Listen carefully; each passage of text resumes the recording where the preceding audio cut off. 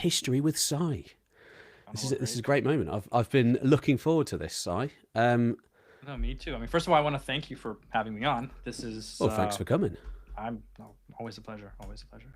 Just going to double I check love that we are live. talking to like-minded individuals, having Oh, ancient yeah. history discussions and stuff like that. So it's gonna be fun. We're good. We are live. It's happening. Amazing, good. Well, I'm very happy to talk to you, Si. We've been messaging for years, probably 5-6 years or something. But this is the first time we've actually spoken in person. So this is, I mean, not person, but spoken over video call. So yeah, cool to Every speak time to I you. think when you were in the U.S. Doing some work, I was abroad, and then when I was in the UK, you were like not there. So it's funny. So we've been trying to meet up, but this is the first time. We tried it, didn't we? Yeah, it was quite a few times. Yeah, you were at the British Museum, I think. I was somewhere in the States. Somewhere across the world, wherever. I don't know. I always look at I'm always wondering, where's Pete Kelly this month? Is he in Mohenjo-Daro, or is he in Peru, or at my There's not been for much, like the fourth time. I don't know. Yeah, there's not been much travel over the last sort of 3 or 4 months. I've been been around the UK. I've been to Cornwall and places like that, but there's not been much international travel because I'm actually just trying to finish some videos that I've been working on for years. So I've stopped gallivanting around collecting all the research, and I'm actually making some of the things, which is good. Feels good. Feels good to actually be productive. Although nothing's released yet, but it will be. It will be. What about yourself? What have you've been on travels recently? So this year I was in Egypt in amazing April. So I was there for 3 weeks, and 3 weeks. It was amazing. That's incredible. It was 3 weeks. Incredible. About I think 11 days in Cairo and 9 days in Luxor, and before that I was in Europe a little. I was at the Louvre again. I love the Louvre, the British Museum. The European museums are amazing. Yes, my favorite. And I love that in the UK they're free too. Well, in the UK they are. Yeah, the French charge for theirs, but what can you do? We charge for ours, with the exception of the Smithsonian. The Smithsonian is the one institution that's free. I've been to the Smithsonian. I don't know. I've heard that they might want to start charging, but right now it's still free. Yes, I've been to the Natural History Museum, Smithsonian, in Washington D.C. That was absolutely fantastic. Many years ago. It's been a while, but yeah. It's got quite a bit of archaeology in there as well. So it's got quite a bit of like cave art and things like that. The reproductions of cave art and Neanderthals and stuff like that. So I was loving it. I need to go. I was loving it. There's another one that's really good that I think is, well, speaking of things that are underrated, the Museum of the American Indian. I don't know if you've been there. I have been. I enjoyed that as well. So I had a mad day at the end of last year when I was in New York, but then I went to Washington, D.C. just for one day, and I did every single museum that I could. I remember because I was not there. I remember you had posted something about that, and I think you'd even messaged me, and I was like, yeah, dude, I think I was. You'll have to join me next time and just run around these museums. I did 5 museums in one day. It was great. Oh, so really? Good. Oh. My favourite actually was Dumbarton Oaks. I don't know if you've ever heard of that. Which one? Dumbarton Oaks, it's called. It's kind of like a research institution. It's a small place. I mean, actually, I thought it was quite big, but it's full of mostly Maya artifacts. It's Maya artifacts. It's Nazca. All sorts of things from the Americas, basically, but it's also got a large Byzantine collection. Where's it at? And it's just like it's in Washington D.C. Oh, I didn't even know it existed. It's kind of like in a little suburb, I suppose. It's like a really nice leafy green area. I had a lovely time there, and that was the last museum of the day. So I sort of chilled out a bit when I got to that one. Okay, I'm gonna have to check that one out because Dumbarton Oaks. Dumbarton Oaks. Okay. Where are you based? Are you in California? I was. Right now I'm in Pittsburgh. Oh, sweet. Yeah. I'm in Pittsburgh. Nice. So yeah, it's not too far. Nice. About 5 hours from DC. An hour flight from New York City, 6 hours driving to Philadelphia, which that's another place. I don't know if, did you go to Philadelphia? I did actually. The Penn Museum. Did you see that? Yeah, I just went to the Penn Museum. Yeah, I was basically straight in, straight out. I was based in New York, and I was just taking the train and going to a few places. The Met, that's. Oh, I think 3 times. Yeah. I love the Met. Yeah. Although unfortunately, all That's of our the British museum, you know. yeah. But I was really unlucky because all of the Mesopotamia exhibits were not open. Yeah, they're actually So at the Louvre right now. yeah, so Very so I nice. turned up and I was absolutely gutted that all that was closed, and also all of the Mesoamerica was closed as well. Really? So like yeah, both of the Mesos were both closed. So yeah, there's still loads to see though. The Egyptian stuff is amazing. Just the And Egyptian stuff alone yeah, is worth a whole day. that's And then um Greece as well. There's a load of Greece stuff there as well. mhm, It's absolutely awesome. Yeah, that's a good one. Then the Museum of Fine Arts in Boston is also really good. It's yeah, I did. smaller, but what they have, they have a lot of Old Kingdom Yes, stuff, I especially I did that too. from the reign of I like did. Khafra and Yeah, Khufu also. Like, they have some like a lot of sculpture, things like that. I So really enjoyed that museum. because I think I what was really his name? enjoyed that museum. Reisner was his name. George Reisner. He was the archaeologist, but he was affiliated with the Harvard, um, some Harvard projects. I think not the Harvard Museum because that's a separate institution. Yeah, But anyway, a lot of the yeah. artifacts that he dug up while he was, around Giza are now in that museum, and they're fascinating. Some of the stuff. Oh, it's So they so have a it's really so good. good. Yeah. So good, and it's good for you guys in the States that there are things that you can look at from the old world. Yeah. But I Yeah, think not as much. Nothing like what you have in Europe. no, we do have more. We do have more, and here it's all what you actually see on display is only a tiny fraction of what there is. You know, it's all Mhm.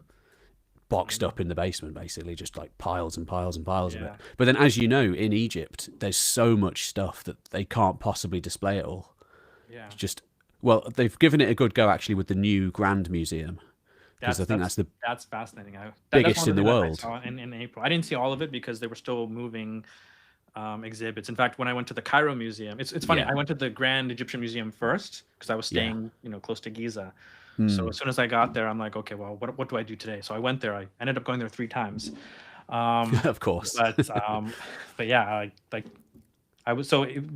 trip was kind of split up. So I did half of Cairo, Memphis. Well, there's nothing in Memphis really, unfortunately. No, well, it's interesting to see it, but you sort of there's basically the fallen down obelisk of Ramesses, and there's not much else, is there? And then Statues you and sort also like yeah. you sort of look out past the fence, and you're like, oh, there's Memphis, but it's just like earth and ground, and there's Yeah, not much else. it's like I remember thinking like, wow, this was the capital Yeah. of Egypt for 3,000 years. This. I mean, there's nothing left. How is that It's possible? this world center, you know. Yeah, exactly. Yeah. I just couldn't. I just that was something. But then I went to Luxor and I was like, okay, that makes up for it.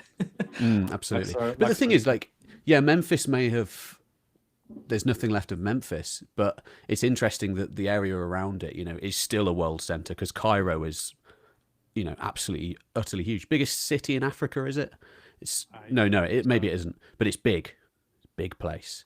20 million or something, isn't it? Or I don't know. Probably is the largest. Because I'm trying to think Plucking maybe that out, Lagos, man. Nigeria. I don't know. That's what I was thinking. Maybe Nigeria has bigger. Certainly, Cairo is one of the biggest in Africa. So it's kind of like a successor to Memphis in a way, if you think about it that way. Yeah. It was really interesting because when I was there, I just wanted to see. I was just focused on all of the ancient Egyptian stuff. I remember the tour guide. He was like, "Well, do you want to see any of the Coptic churches, any of the mosques, any of the souks, any of the cemeteries? You mean like Saqqara and Giza? No, and Giza is like. I can "No, imagine like you're the like, Islamic none of that ones, nonsense. Where like I was like, I didn't even think of that about like the other. Yeah. I was so focused on ancient Egypt. So Cairo itself there's so much to do.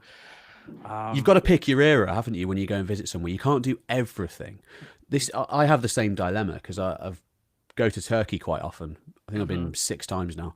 But if you don't pick the particular thing you're looking for, you just get overwhelmed because there's history everywhere, absolutely everywhere. You could focus on castles, or you could focus on mosques, or or ancient cities.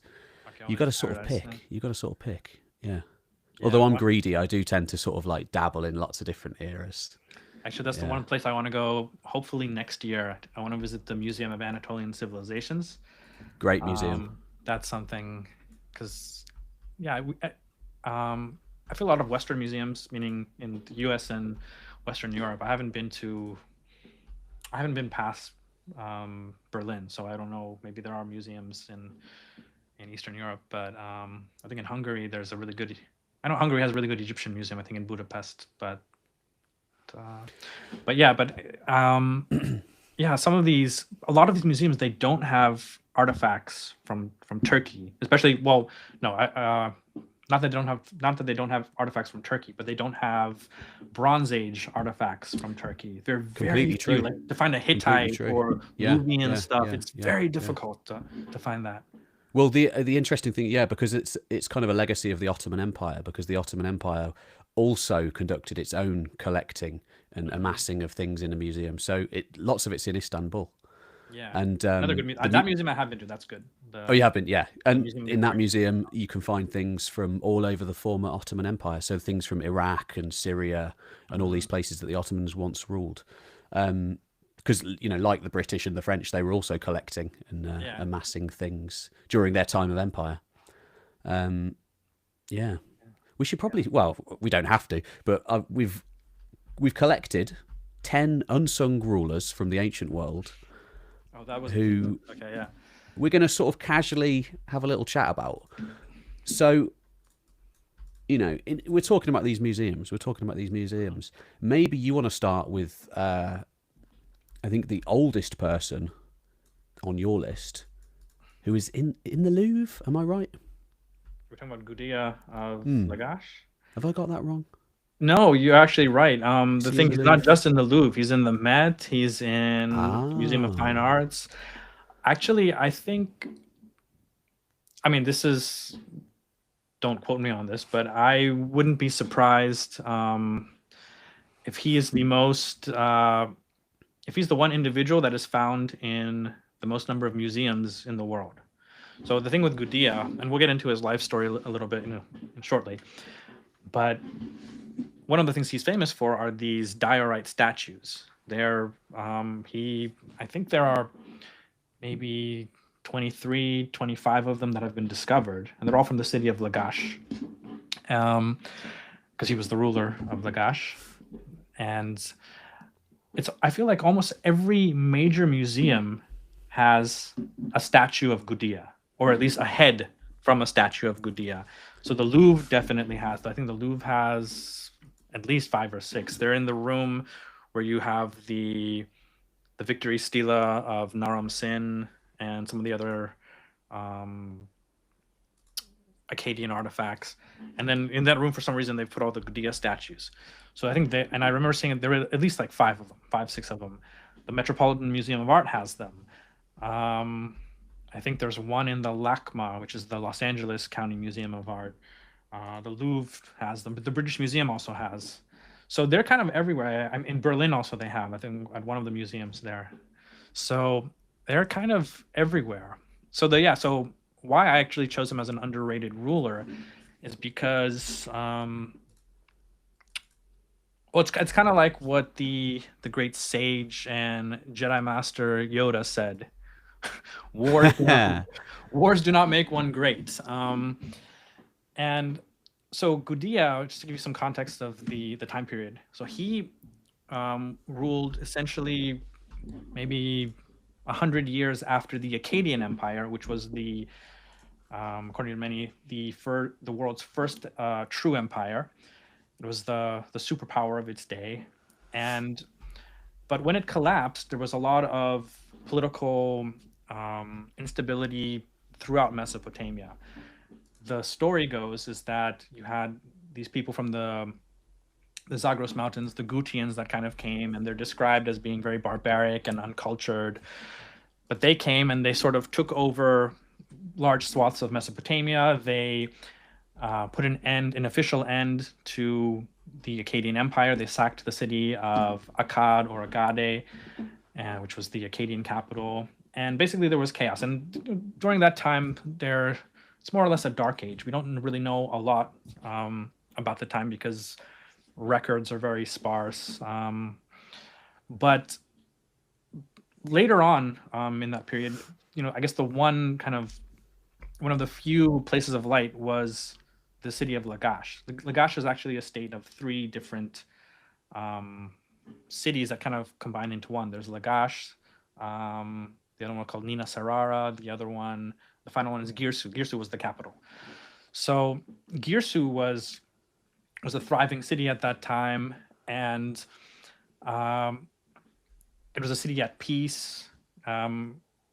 Many people might not know this, but during the early dynastic period, it was one of the most powerful cities in Mesopotamia, in ancient Sumer, until it was taken over by the king of Umma, Lugal-Zegezi. But until then, it was probably one of the prominent military powers. Those days were long gone.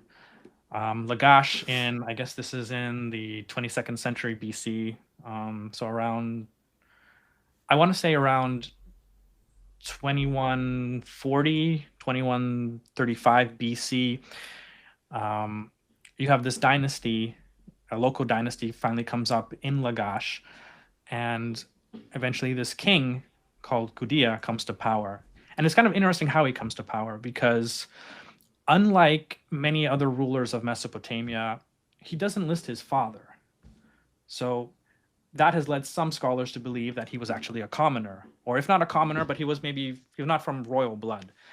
And the belief is that he married into the royal family because his predecessor, whose name I can't recall, didn't have any sons. So he married the daughter of the king, and that's how he became king himself. So but he was very different, and maybe because of his humble origins, he portrayed himself more as like a priest. He was more devoted to at least from his inscriptions, he was less about, I am the great this, I am that. He does say things like that, but he's more about talking about himself as a servant to Lagash's patron deity, Ningirsu. And even he doesn't even take the Sumerian term Lugal is what we would was the equivalent of king. It's like king, war leader sort of thing, isn't it? It's like it literally the big man, big the man, boss exactly. man. Big man. Yeah. So like the big guy.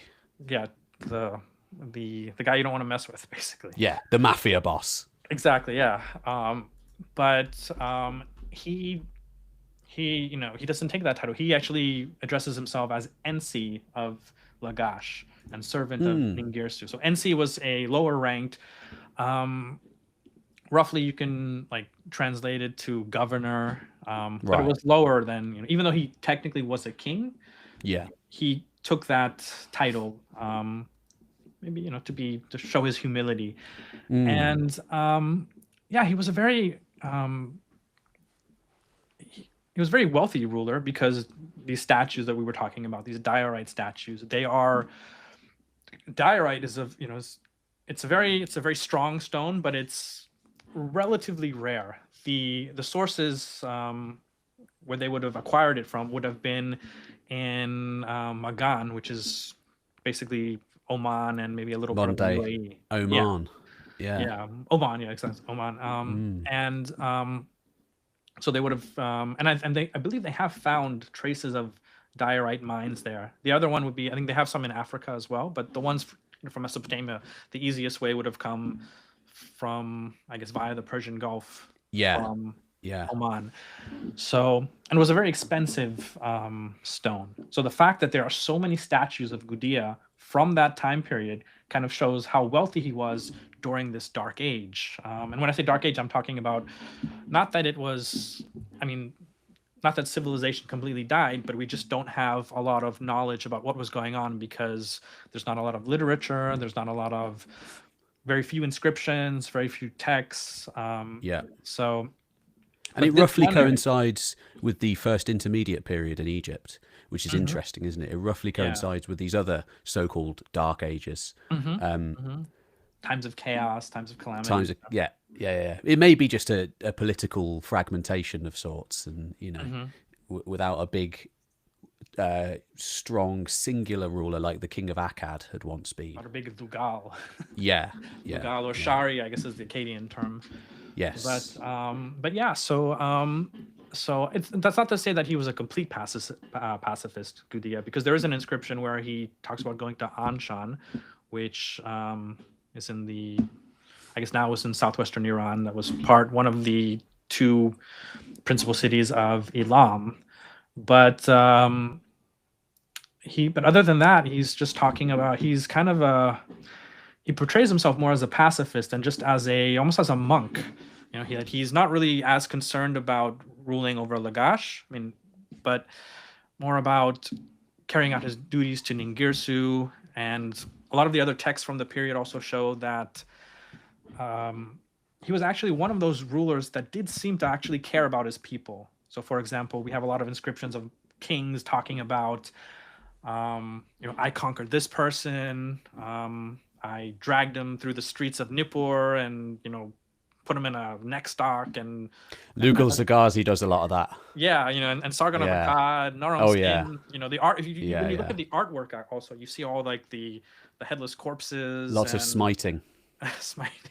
I smote this person or whatever, and but you don't see that with Gudea. You see a very kind of, and you can, this photo you've put up of him.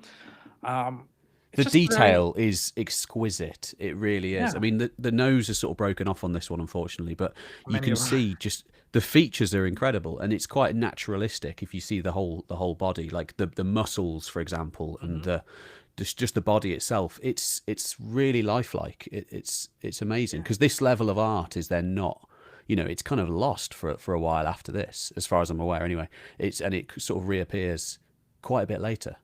Because the Greeks have incredible sculptures like this, but it's kind of rare. Like an amazing sculpture like this, it is kind of rare. Yeah, I think in Mesopotamia it'll take a while for this type of sculpture to come. You do have it in Egypt because the Middle Kingdom sculptures are magnificent too. Egypt's kind of its own weird thing, though, isn't it? Because Egypt just remains magnificent throughout. Yeah. And I sort of see it as a little, it's not quite isolated always, but they're a bit isolationist, aren't they? They think they're better than everybody, and they're sort of like, they are for most of the time. Yeah, but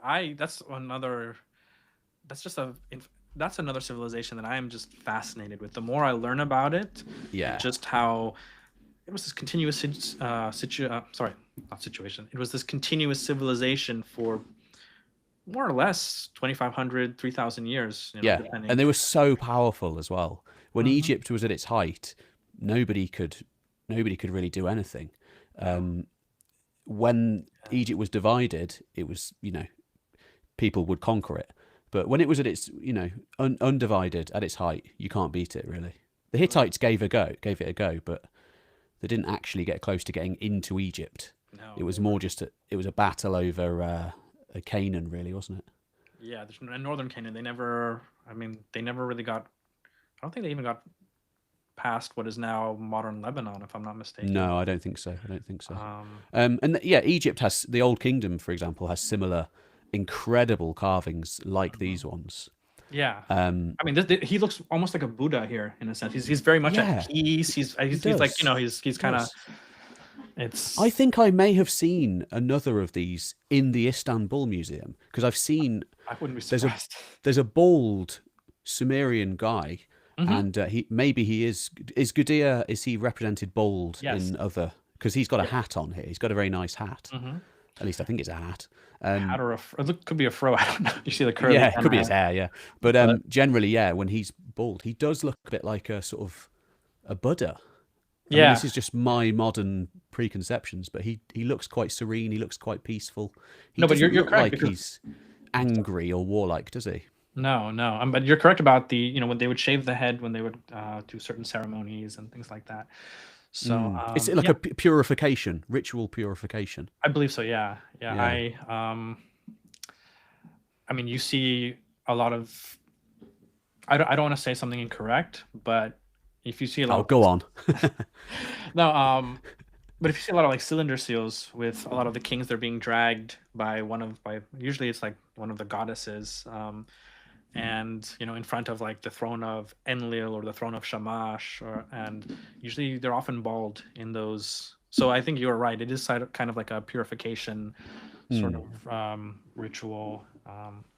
before they're presenting themselves before the god, and it's a sign of humility also that they shave their head, kind of like the story of like Samson and Delilah in the Bible, where when Samson shaves his head, he's kind of weaker and he gets his strength, his prowess from his hair, and then From his hair, he's humbled when his hair is shaved off. And I'm guessing it's kind of the same concept that when you shave off your hair, you shave off your beard, because when you look at a lot of for example, the Akkadian kings, they have these long beards and long hair, and they're just this like these very, it's kind of a sign of like macho-ness or something. In a way, it's like interesting, masculinity, kind of like growing out the beard, got a big beard.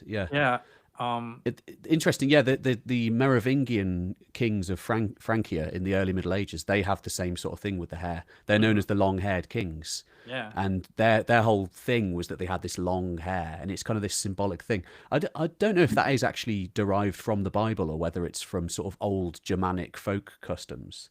It's an interesting one. And if one of them had their hair cut off, it was like seen that they'd lost their power, kind of thing, and they weren't fit to rule over the country. Because if you see some of those, like we're talking about smiting, when you see the Egyptian kings, there's that very famous, or not famous, but the very typical motif of the Egyptian king smiting. He has the enemy by the locks of his hair, and he's just about to smite him. That's right. Yeah, it's almost like chop the hair off, maybe. You're holding him by his, the thing that gives him power, and you're about to smite him. And so that'd be a good video. Hair in hair in the ancient world. Yeah, I mean, to be honest, people have probably written PhDs on this. It's probably. I'm sure they have. Yeah, I'm sure they have. If you ever go historians. to like, if you go to like what is it, JASTOR, and you just take a look at some of the articles they have there, and it's like the significance of dye in third millennium Mesopotamia, and obscure things. Absolutely. Just you can find articles on the most obscure topics. I was doing a lot of research on early medieval Europe recently, and it's just looking on JSTOR and Academia. And you type in like Anglo-Saxon, for example, and it's like Anglo-Saxon carpentry, and there's like a 200 page just like tome that someone has written like 50 years ago just on the most obscure esoteric stuff. And then also, we have to go through that stuff and try and find the gold amidst all of the like dry sort of academic boringness. It's funny. Some time back, I think my dad was like, so don't you ever worry you're gonna run out of stuff to talk about? I'm like, no, impossible. Oh, never. We could never. Yeah, my friend asked me this as well. He was saying, aren't you going to run out of history? Like, dude. By the way, my mom is a big fan of History Time. Oh, really? She's always like, the narrator of History Time is such an amazing voice. You should get a voice like that. I was just like, a little hard. That's something I can't replicate. She's like, nationality. It's very good. And she loves all the scenery you put. She's like, I watch it, and like, I see all the hills of Greece and of, I'm just like, But that's another thing. I have to thank you for. You were one of my greatest inspirations when it came to doing my own channel. So. I just want to put that out there. So thank you, first of all. I'm honored to be here, thanks. Of course. But my mom's a fan. She loves History Time. Love that. Shout out to Sai's mom. Yeah, she listens to it, she loves it, and then I'm like, Mom, he has another channel, Pete Kelly, Fantastic. So check out that one too. So yeah. But there's more of me in that channel, so she probably won't like it because she likes the scenery. No, but I mean it's it's she's like, you kind of have, yours is nice, but have you seen the way words just go with the mountains and the clouds, and like I'm just like, that is great. That is lovely of your mom to say. She's a fan. She's a fan. So just awesome. wanted to. But, that is great to hear. That is great to hear. I'm very pleased about that. So, well, I so keep doing what you're doing. I mean, I ain't stopping anytime soon. Yeah. I'm going to keep going. Probably just the exact same style that I have now forever. Everybody else in the entire world will have incorporated AI into every aspect of what they do, and I'll just be a dinosaur but that's the No, way it is. no. I mean, there's some things like I don't know. There's a reason why we often look to like the classical world, for inspiration, because I think there's Yeah. just something so. In a lot of cases, there's just something so pure about it, And when we look at, it's interesting. When you read about like temple construction, I mean, it's another niche topic along with carpentry in Anglo-Saxon England. But there have been a lot of papers written on just the purification rituals before building a temple, and how a lot of the architects would like supposedly they would fast for a certain number of time, a certain number of days before that, and because like for them they were really like their intention was to build something pleasing for the gods, not something like Yes. some pastiche or something like that. It's just something, and I think Yes. I think you can see that in a lot of the Greek art, a lot of the Mesopotamian art, Egyptian art for sure. There's just something like that I feel like, with all the we were talking about this before, with all the Sora 2s and all the, mid journeys and whatever, there's just something, for lack of a better term, superior about that kind of art. I can't describe it in words really, but it's just something. Well, because it's made by a human. I completely agree. I completely agree. It's something that's made by human hands, I think, will always be superior, personally. Not just human That's hands. the way I look at it. Even the intention, it's not created to give someone else like a quick dopamine rush, it's created Yeah, that's for right. like That's right. to be timeless. That's the thing. Every brush stroke or, every chip of the marble has been done with care and precision. And there's a reason why they've done every one of those. And it comes from a lifetime of skill and doing it over and over and over again in order to achieve those great masterpieces. Yeah, absolutely. No, I completely agree. But in the ancient world as well, you go to any sort of ancient city and the precision of everything is just amazing to see. In the the central temple districts, for example, everything's just so well made. It's amazing. Trying to think of a good example. Like you go to Ephesus in Turkey, or in fact, where have you been recently? You've been to Greece, haven't you, recently? So Yeah, let's think like Delphi, for example. Oh, amazing! Yeah, Just like everything's so well made. Olympia, everything's so well made. It's just incredible to marvel at. And there's something spiritual about just that just being in that place, I think, because it's just to think of what it was like in its prime. If you were actually a worshipper of the Greek gods, it would be absolutely bonkers, wouldn't it?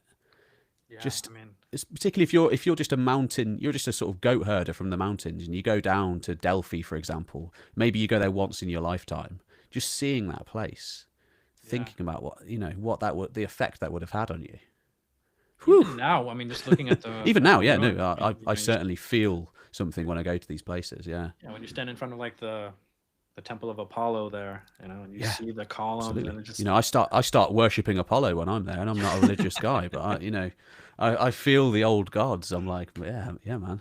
even a Karnak, when you're there, and you look at the pillars, and you can imagine, they were all painted back in the day, and it's just it's Karnak blew my mind. It really did.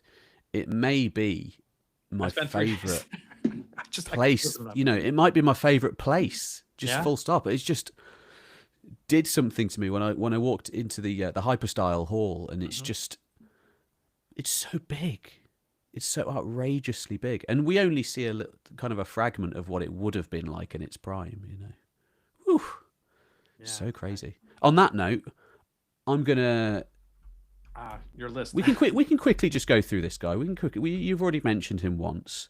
So Lagash. I say Lagash. How do we say it? You say Lagash. So this, I'm not an expert. That's the Dark Age. We're going to go to the apogee before, and we'll just briefly talk about Naram-Sin, because this guy, phenomenal.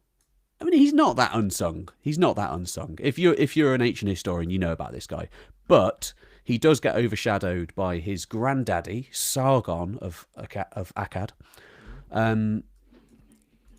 But Naram-Sin, arguably, he was more important. Just going to get this picture up. Technical difficulties. Here we go. Here we go. Here we go. So here he is, Naram-Sin. So I believe he's the fourth ruler of the Akkadian Empire. So Correct. Say again. Yeah, Sargon founds the state. Then his sons Manish-Tushu and Rimush rule the state. And then along comes Naram-Sin, and he's the first ruler who's kind of born into this empire. And what does he do? He does a lot of smiting. He's not like Gudea. He is not a peaceful guy. He does a lot of smiting. He does a lot of war. And that is kind of what keeps this state together. Here he is depicted. Massive guy. All of these people that he's smiting. Larger than life, yeah. That's like Yeah, the larger than Nubi life. tribe, I think. Yeah, and he's smiting these people. And he's got these horns on his helmet. And the idea is that, as you well know, that he may well have acclaimed himself a god in his own lifetime, which is pretty wild. It's pretty wild. A lot of ancient kings became deified upon their deaths, but Naram-Sin didn't wait. He became a god in his own lifetime, is what we think anyway, and that is what these horns may represent. But as we were just saying, we were just talking about these amazing places that you can visit from the ancient world. Unfortunately, nobody knows where Agade is. Yeah. So Naram-Sin and Sargon's capital is out there somewhere. Mm-hmm. It's definitely out there, but nobody knows where. Yeah, And just imagine, can you imagine what it's going to be like if it is found? It's going to be incredible. I hope it is found one day. I really do. I think that would be that probably would be one of the top 5 greatest archaeological discoveries of the century if I they think find so. it, yeah. I think so. And we may, it may be found, and when it is found, who knows? We might be in a world where archaeology has improved to such an extent that untold wonders could be found there that we've got no idea at the moment, because a lot of these ancient Bronze Age cities, they were uncovered in the early 1900s or late 1800s, and they were kind of, some of them were a bit sort of ravaged by the archaeologists because it's just quite a primitive discipline at the time. So they would hire hundreds, if not thousands, of local workmen to just dig everything out, basically. And in doing so, a lot is lost. So to come across just a, unexcavated city like Agade, it'd be so good. Would be amazing. Today, yeah, exactly. Or in 100 years' time, if we haven't collapsed. I into hope a it's dark sooner age than by that. then. 'Cause I want I hope it's in 20 years. Yeah. So yeah, this is. No, I'm sorry. Go ahead. No, just you. Sorry, you go ahead. You go ahead. No. Finish up what you're saying. I mean, there's just something I really like about this piece of art. Which I love this one. Yeah, I love this one. This is the Victory Stele. But there's if you see, it's so funny. We're talking about how for us these works of art are really priceless. But if you see, there's an inscription on there by the Elamite king Shutruk-Nahunte, who was an Elamite king. So long story short, when he conquered Babylonia, or parts of Babylonia rather, actually it wasn't even really a conquest, it was more like a glorified raid, but he took back a lot of artifacts with him to Elam, and this was one of them, along with like the famous stela of Hammurabi. And so there's an inscription there where he's kind of put his own sort of like I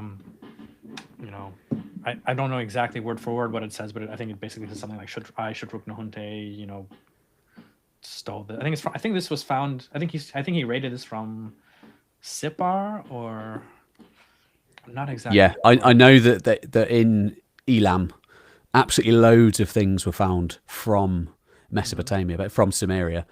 So the Elamites got the last laugh, really. Finally, in the very end, because wasn't that after the Bronze Age collapse, or around about that time? Yeah, I mean they still.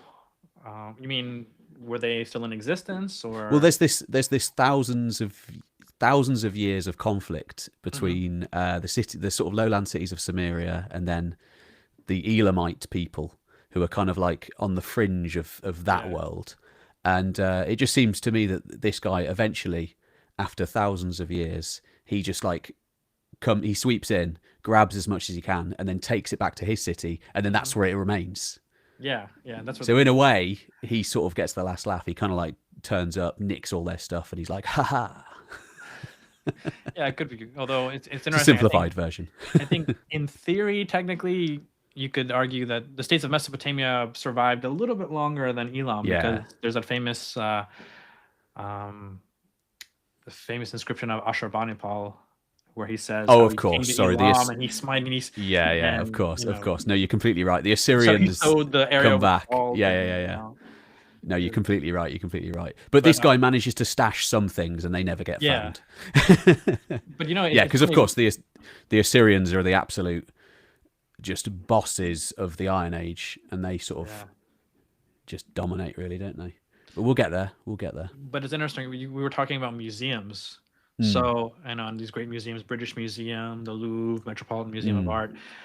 I mean, works like this were probably in the equivalent of, say, the British Museum in Susa, you know, because you had this, you had 100%, artifacts from yeah. other places. So I'm just thinking, like, you know, if they must have Definitely. had the same appreciation for these types of things that we do today. I think so.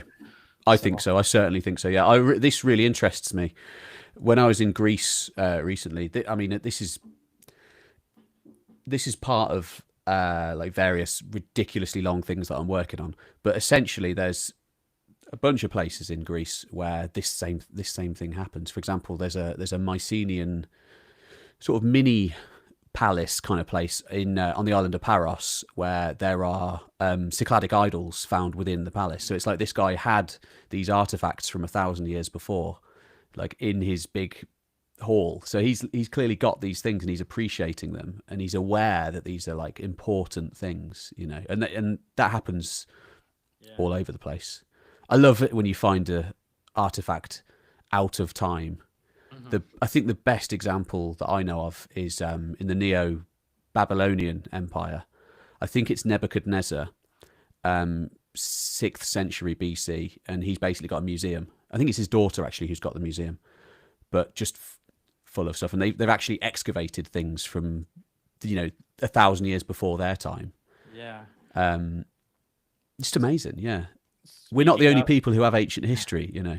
There's ancient history all through ancient history. Speaking of what we were talking about before about Agade and where it could be. So it's either Nebuchadnezzar II or Nabonidus, the last king of Babylon. It might be Nabonidus, but again, this is something I just have to verify. But one of them, I think might have been Nabonidus. It was either Nabonidus or Nebuchadnezzar II. And they left behind, basically, apparently they found Agade, and there's an inscription where they said that they found the foundation tablets of the city, and they apparently washed them, and then they put them back. And so there's like, they said that, oh, you know, history's first recorded archaeologist may have been one of these Babylonian kings. Yeah. Yeah. So they claimed to have found Agade. Oh, yeah, man. there's an inscription, and then in the Cyrus cylinder, Agade is mentioned, that supposedly the gods were what basically what happened was, before the Achaemenids came, Nabonidus reportedly took all the statues from all the different cities and brought them to Babylon, you know, for kind of safekeeping or to protect the city, depending, you know, on how you look at it. And so when he came in his in the Cyrus cylinder, one of the things he does mention Agade as having returned the god from Agade to its sanctuary in Agade. So maybe they knew of it even back then, but I think the most conclusive thing is during the Neo-Babylonian period, when one of them was digging it up, you know. Yes, oh man, somebody needs to use these little tidbits of information and find these places. Somebody needs to find Agade. And you know what I find the most fascinating? This to me is like, this boggles my mind. And sorry, I don't mean to keep going off on different tangents. No, do it. Tangents are good. But some of these civilizations, like just as far back as the Roman Empire, for example, is for us. Some of these civilizations were for them. So, for example, we're talking about Nebuchadnezzar and Naram-Sin. There's at least I don't know, 1400 years in between, 1500 years in between. If we say Naram-Sin was what, 23 or at 2250 least or something. More. 2250. Nebuchadnezzar was like 600 roundabout. 580s, 590s BC. Yeah. Yeah, it's just, It's a long time. Yeah, can you imagine when it's the Roman Empire to today, really.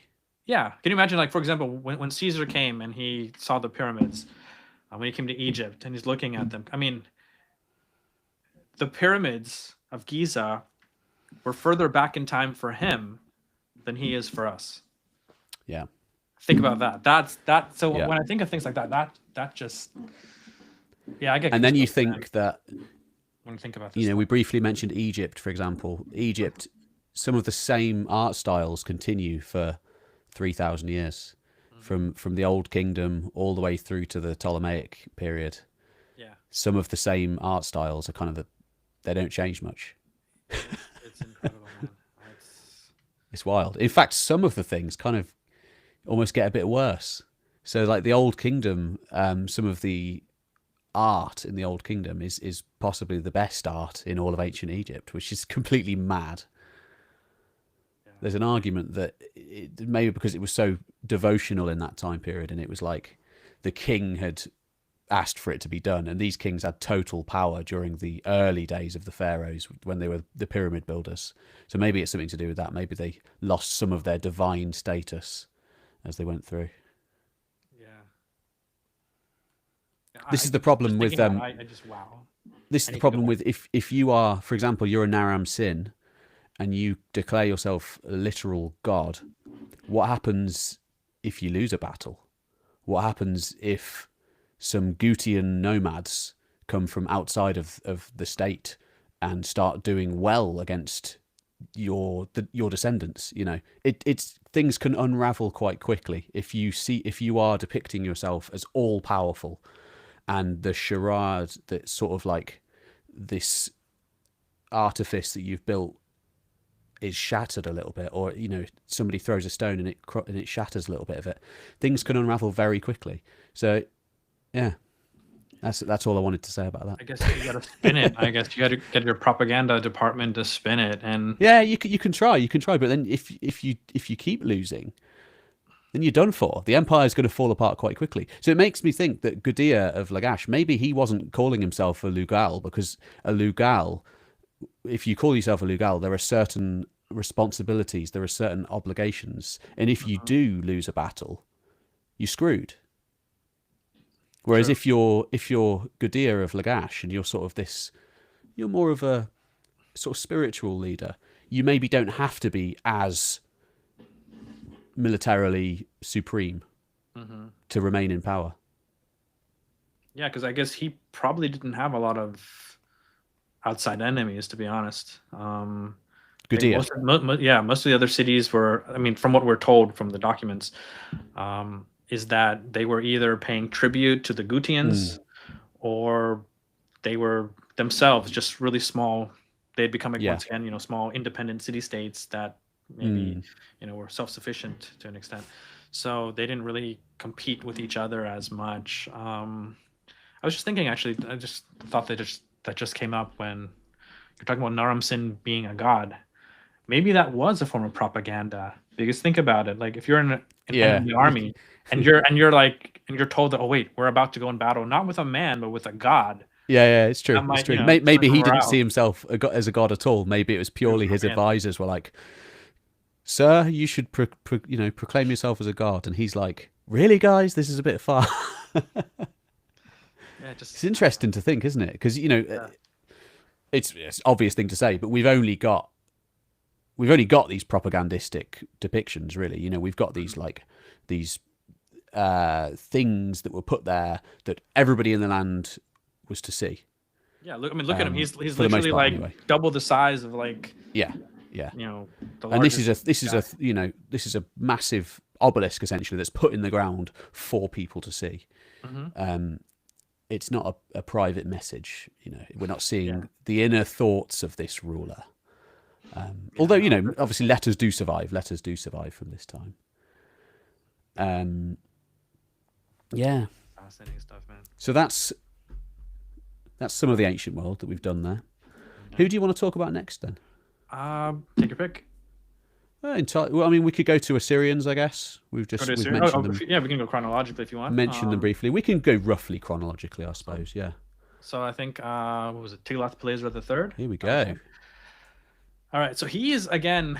So when we're talking about underrated people, I guess they're people who maybe objectively, I would say, are either just as capable, just as powerful as some of these other people who are more famous, but we just don't, recognize it because I wouldn't if I'm thinking Assyrians, I wouldn't think Tiglath-Pileser. I don't know why that is. The names that spring to mind for me are Sennacherib, Ashurbanipal, maybe Sargon II. Is that just because they've got easier to say names? I don't know. It's possible. Well, I think with, for example, like Sennacherib and Sargon II, they're also kings that are. Sennacherib for sure is mentioned, and I think Sargon II is too. They're mentioned in the Old Testament. They're biblical, aren't they? So they're biblical, so they automatically pop up in people who might not know anything about the history of the ancient Near East, but maybe in their Sunday school classes these names came up, and that's actually one of the reasons why there was so much interest in Near Eastern archaeology in the first place, is because a lot of people wanted to kind of tie it to the Bible and or find for sure in the Bible. They were trying to prove not necessarily that the Bible was completely real, but they were trying to find places in the Bible, and they were looking for these locations. Yeah, and the people mentioned in them as well. And the people mentioned, Yeah, so going back to so Sargon II is believed by most to be the one who conquered the city of Samaria. So and basically conquered the city and then dispersed, its people. And then Sennacherib had his famous siege of Jerusalem, which didn't work out in the end because he had to run back to Babylonia because he was having problems in Babylon. It's funny because when the king was on one end of the empire, the other end people there would start to revolt and then vice versa. Yeah, and then, the Assyrian king's always running around. Yeah, you can't campaigning. Stay stationary as an Assyrian king. You've got to be constantly going somewhere. You need to make a tower out of living, skinned people or whatever, and you got to just do your grim construction monuments all over the place. Palaces, no time to spend time in them, but exactly. Yeah. That's an interesting. The Assyrians, they had these amazing palaces. They had libraries. They had beautiful gardens. They were brutal in war, but that's just because they were very good at war, I think, and they were also very into the arts and beauty and all these things. Sorry, when you think about it, I know they have a reputation for being excessively cruel, and let's be honest, I mean, they were, but I think everybody was. I think everybody was. I would argue that no more than other civilizations. So for example, they were, the thing with them is they weren't afraid to show they weren't afraid to show it because it was full of propaganda again, like we were talking about Naram-Sin maybe being a god and getting that out there to sort of intimidate people. It was kind of the same thing that they sort of did, for example, and same thing with like Genghis Khan. When people would hear about what he did to their neighbor, they were more likely to submit without that's right. That's right. No questions asked. I just think these rulers were more successful than others, but I think they were doing similar practices. Say again. No, they're very disciplined, So very, very disciplined. So going back to Tiglath-Pileser, he actually had a professional army, before they had kind of people, sort of part-time soldiers. They would plant, and then when the planting season was over, they would, in the summertime they would go to war, things like that. And I mean, there were other people who also kind of had that as well. For example, Sargon of Akkad is famous for having those 5,400 men that would eat with him, and kind of his own kind of personal entourage of warriors that would go, from place to place with him. So I mean, I guess you did have, I would call that a professional army because that was pretty much their job, private army. But yeah, for the most part, it wasn't the norm. And so Tiglath-Pilaser comes at a time, I want to say it's 767 BC, something like that. 'Cause I think Sounds about right. 760s BC, something like that. And at that time, what's happened is the power of the king has diminished quite a bit. So Assyria has been, this is the era of the Neo-Assyrian Empire, and Assyria has been expanding by leaps and bounds.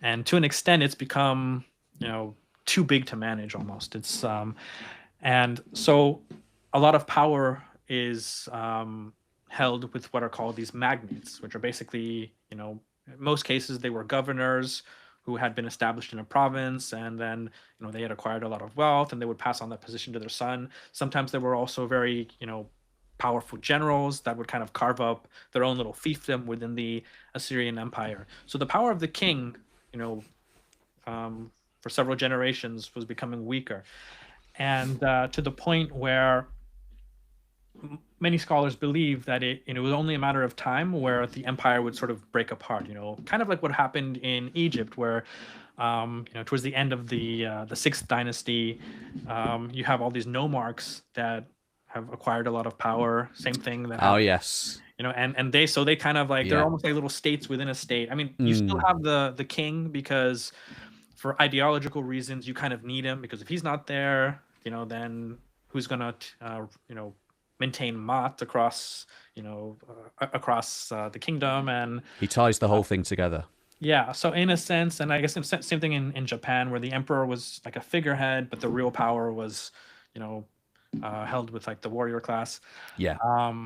It's the same thing is happening in Assyria. And so what he does is he's actually believed to have been a usurper. He just kind of comes and I believe his father's assassinated, and he comes to power, and he just becomes a big boss. He's like, okay, you know what? These guys in the provinces, I'm going to reel them in. I'm going to put my own loyalists there, and I'm going to be constantly campaigning. So he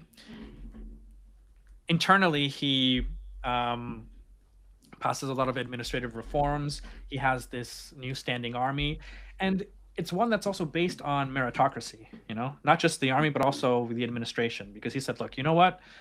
I don't want these kids that have just grown up, these spoiled kids, like running everything. I want people who really deserve, to run these things, and I will reward them also. So it's not that, I'm going to appoint you to do this and you have to, I'm going to give you a stake in the system.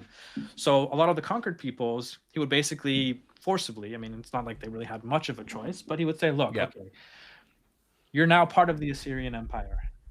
Now, the two things you can do, you can either, I'm declaring you part of the Assyrian Empire, part of my empire.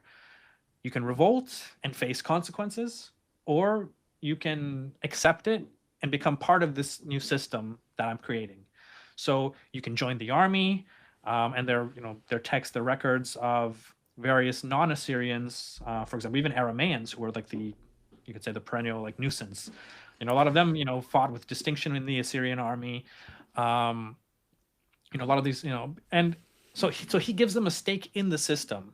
And because of that, he's able to lay the groundwork for kings like Sennacherib, Ashurbanipal, Sargon II. He expands the territory. And he finally takes over Babylon. He conquers Babylon. He declares himself king of Babylon, sort of uniting Mesopotamia. With the exception of maybe like the southern marshlands, everything else was under his control. So I chose him as being an underrated ruler because of all of this. Because a lot of people we often don't see what we sometimes see a ruler, but we often don't know what went behind, how he really got there. So, for example, absolutely, an example of, and this is another person I think maybe we'll talk about later, but Philip II of Macedonia. Philip II of Macedon. I believe, and it's not just me, many people believe, that without Philip, there would be no Alexander. Oh, 100%. Without Philip, Alexander's just an 18-year-old boy. Yeah, exactly. With Philip, Alexander he's given this Everything's well-trained, set up. well-drilled army, Mhm. most well-drilled army in the Greek world, this vast kingdom, vast resources, and he's just handed it all. And Alexander, great ruler, great military commander, and all this. But he's nothing without his father. He didn't have to build up the empire. He didn't have to. Sorry, he didn't have to build up the kingdom. He did build the empire, but he didn't have to build the kingdom. He turned the kingdom into an empire, but the kingdom only existed because of his father. Yeah, the Macedonian phalanx was developed by Philip. Yeah. Everything. So I mean, that's not to take anything Not away to from take Alexander, away from Alexander, yeah. But Yeah. but without Although Philip, probably was a bit of a genocidal madman, but again, everybody was. not Gudea. Gudea, we Not Gudea. She was. Not Gudea. I'm just No, joking. Gudea is more of We don't an Aristotle. He's more of a Socrates. Yeah, I mean, at the end of the day, we don't really know Well, then because we we just don't know know, what do he's we? left behind. Maybe he was behind the Exactly. scenes like Yeah. a maniac, but Trying to think of somebody else later who would portray themselves like that. Maybe Charlemagne or something. Charlemagne portrays himself as quite a pious. quite a pious guy, even though we know really he was massive warmonger. He went around conquering everyone. He was just very good at it. The Mauryan king, the one who spread Buddhism around Asia, Chandragupta Maurya, was that? Oh yes, I think yes. he was also yes. kind of like that, where he's kind of like that. Yeah. He went to war, and then he saw the horrors of war, and realized that, well, you know what, this can't be all there is, and became a big proponent of Buddhism. Yeah, that's another one. I'm a big fan of him, actually. Big fan of him. Yeah, I mean, to be fair, I haven't looked too much into him. I'm sure he's got his genocidal moments, but Beforehand, yeah, of course. Yeah, big that's time. kind of what apparently had him. It was one of the battles that was just so bloody, so brutal, and then when he went touring the field and seeing like all the appendages of people in different places, and the crying women, and the children who had lost their fathers and all that, I think it took a toll on him, and he was like, wow, this is. And he thinks I'm responsible for this. Yeah, and there has to be another way, and yeah. The Roman emperors also kind of maybe were a bit more, for lack of a better term, a bit more pacifist. Yeah, Antoninus Pius has been argued to be quite a peaceful guy, but it's just the way that he's portrayed. I think I don't know. It's difficult to know really. Not Mark Antony. God, who am I thinking of? Marcus Aurelius, of course. Marcus Aurelius, Meditations, incredible book, and it's incredible insight into the mind of a Roman emperor. Yeah. And if you just read that book, you'd probably think he was just this awesome sort of philosopher, basically. But he was a very warlike guy. He campaigned for decades. You're a Roman emperor. You have to be. Kind of comes. Yeah, with the you've job, got to be. You've got to be. Yeah. You have to. I just had a thought. I mean, God, can you imagine being Tiglath-Pilaser? I mean, I'm guessing he also did the terrible mutilations of people and things. And is he one of the guys who declares, I built a tower of the living and I built a tower of the dead, those kind of things, and I don't want to. It's nasty stuff. Put a word for word, but yeah, they all, I guess, basically from. Well, no, you even have that during the Middle Assyrian period too, but I think it really takes off during Ashur-Nasir-Pal II, which was before Tiglath-Pilaser. And he's the one who famously had that really huge banquet. There's that banquet stela where he invited, God, I don't even know how many tens of thousands of people, but he gives basically the menu, the itinerary of what he served, and how many sheep and how many pigeons and things of that sort. But his inscriptions, if you read them, you're like, oh my God, this guy's a genocidal maniac. This guy's insane. It's just. So I think by Tiglath-Pileser's time, this had kind of become the norm. It wasn't as shocking, perhaps. But no. It may just be they only did it occasionally. And then once was enough. I think again, we don't know because we can only we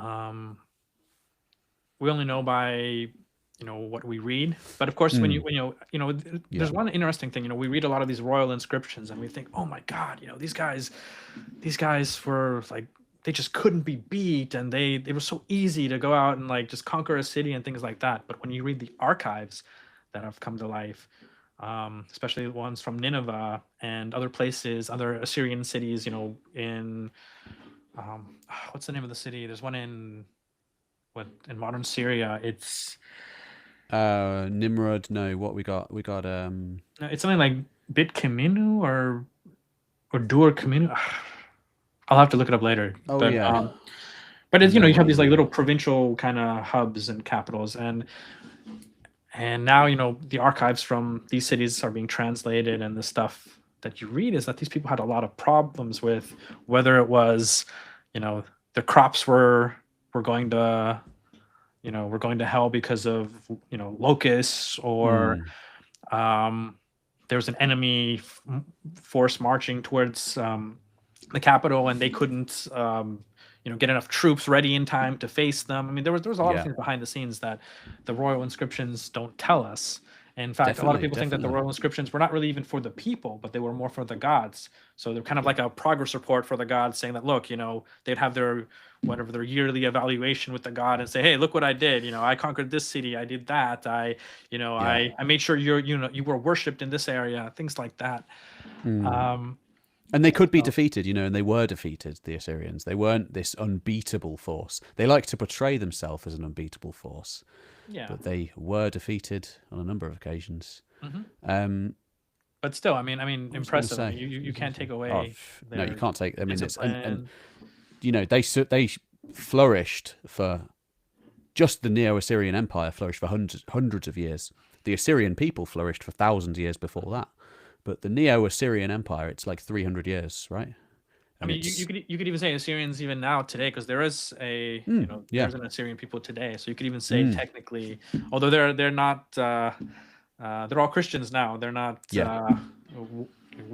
warriors. They're not chopping off people's noses and ears and they're making a big tower out of it anymore. But I have some Assyrian friends actually. Do you? Oh, nice. Yeah. Yeah, there's actually one I'm gonna do a video with him. There's a really really good Instagram page. I don't know if you've heard of it. It's called Table of Gods. And it's done by this person, Aram Hosho. I hope I said his name right. But in fact, I met him when I went to Sweden, and we've taped some content that basically what he does is he's coming out with this cookbook of recipes from ancient Mesopotamia. Oh, great!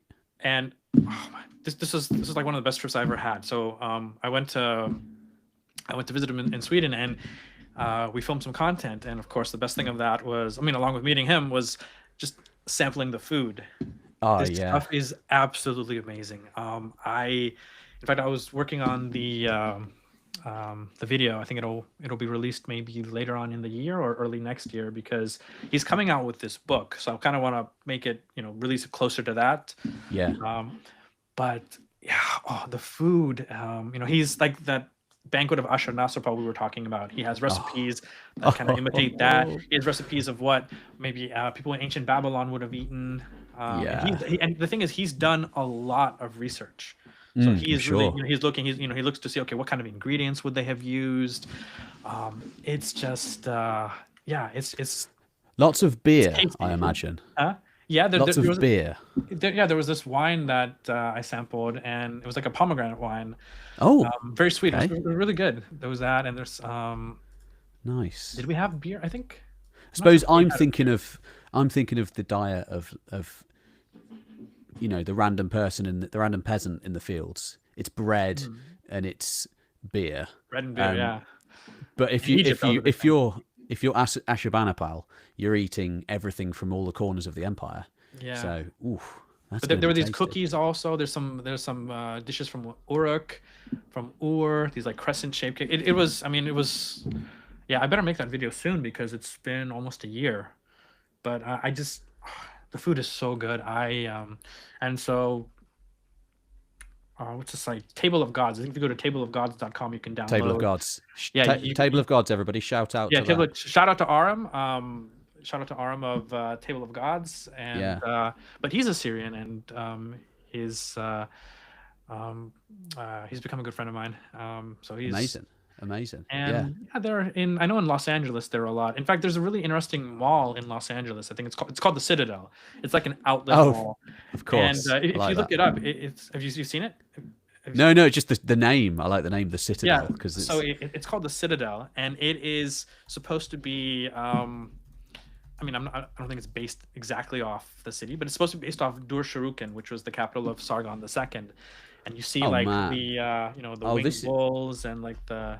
If you look it up, yeah. I'm gonna show everybody. I'll show everybody this. Yeah, you keep talking. Just outside Los Angeles, the city. It's So this is it. That's it. Look at that, man. That's awesome. It's a mall. I mean, that's really. But, American flags all over it as well. America.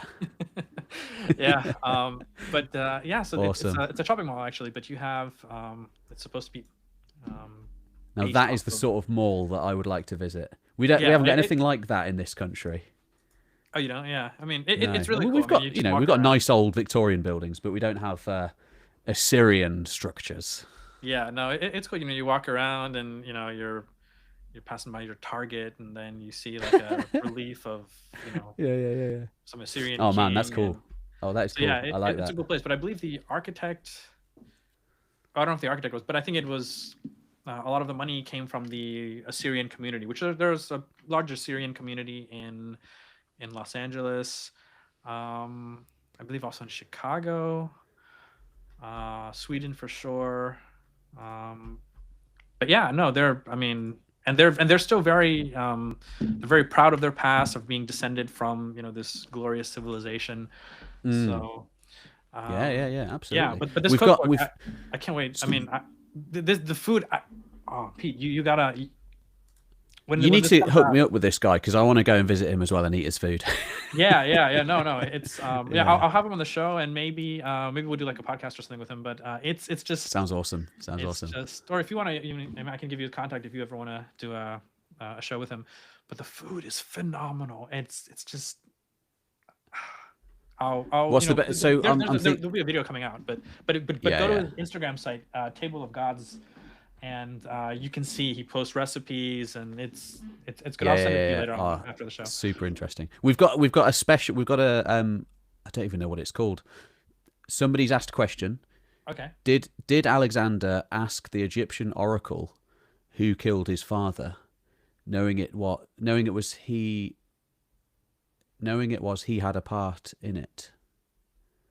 I don't know. Do you know about this? Did Alexander ask the Egyptian oracle? I know he asked who killed his father. Yeah, he asked the oracle who was his father, and or either he asked who was his father, or he said, "Is my father Amun?" or something of that sort. Yeah, is my father actually Philip, or is my father the god? Or Zeus or Amun? Yes, because is Amun and Zeus, I think, was seen as the same. Is that right? Yeah, Zeus Amun was like the sort of they mixed them together because they like to syncretize their deities. Yeah, I think they were both like king of the gods of their respective, I guess, religions. Hussam Botros says Chicago is the Assyrians' capital in the United States. Oh, Hussam, cool. He comments a lot. Hey, Hussam, what's up? Assyrian food is unbeatable. Yeah, it sounds good. You know what? I love Middle Eastern food, man. I love Middle Eastern food. No, but this is like a step above. I've never had food like this. Well, it's food for kings, isn't it? It literally is. Yeah, it's a table for the gods. That's literally what it is. Like I quite like eating when I go to Turkey, eating sort of Ottoman dishes because they were designed for the sultans. They're meant to be the very best of the best, and they're these very elaborate things that take days to make. Oh, they're so good. I love Turkish food. Nice. Turkish food is... Yeah. Oh, it's brilliant. It's brilliant. Just quickly before we move on, you're Cyrus, right? Mm-hmm. And your family originally from Persia? Yeah. So I'm actually. If we go way back. If we go way back, yes. So there's a community in India called Parsis. They're Zoroastrians who left. The first group left Iran in the like the 9th or 10th century. Oh wow, long time ago. And they kind of it's an interesting story. They kind of came to India because What was happening at the time was after the Arab conquest, Islamic conquest, in as time went on, it was becoming, very difficult to practice Zoroastrianism. Yeah. So a lot of people, they would either convert or they would leave. So one group, I mean, there are records of groups going to, like, I guess what's now, parts of China, parts of, to Central Asia, things of that sort. But one group went to Western India, the state of Gujarat. And the story goes they went there, they were traveling for several years, for decades actually, and they were hiding out in caves, and then finally they came and they landed on the shores of Western Gujarat, and the local king kind of gave them refuge there, so that basically was like, there's a really interesting story, because the king was like, well, we'd love to help you out, but my kingdom is so populated, we have so many people, I just can't, I just can't accommodate all of you. So the priest at the time, the Russian priest, basically said, well, your kingdom is like the milk and we are like the sugar, and he put the sugar in the milk and said, we will sweeten the kingdom. And so that's the story, and it's kind of true. And the Parsi community still exists to this day. It's a very small community now. It's a dying community, for being honest, because a lot of Zoroastrians, a lot of Parsi Zoroastrians have left India. They live, a lot of them live in the UK. Well, I was going to say Freddie Mercury, I think. Is Yes. He's the most famous Parsi that I know. Yeah. He is, yeah. He, in fact, he was a Parsi. There's a Parsi also in the House of Lords, actually. His name Oh, is right. Lord, Okay. Lord Yeah. Karan Bilamoria. There's some Parsi restaurants in London, or Parsi affiliated. I think there's a restaurant there called Dishum. I don't know if you've seen that. It's like a chain in London. Maybe in other parts of the UK. There's so many amazing restaurants in London, and I've barely been to any of them. I need to check out some Parsi food. I might be wrong. Well, dude, as I told you, my mom loves you. She'd be happy to cook it for you. She loves your channel. I'll have to come round. Yeah. Amazing. But amazing. But yeah, so long story short, so Parsis, they're they're a community mostly in Mumbai area. Yeah. But yeah, so that's what those are the people I'm descended from. So in a sense, my name is Cyrus, very common Parsi name.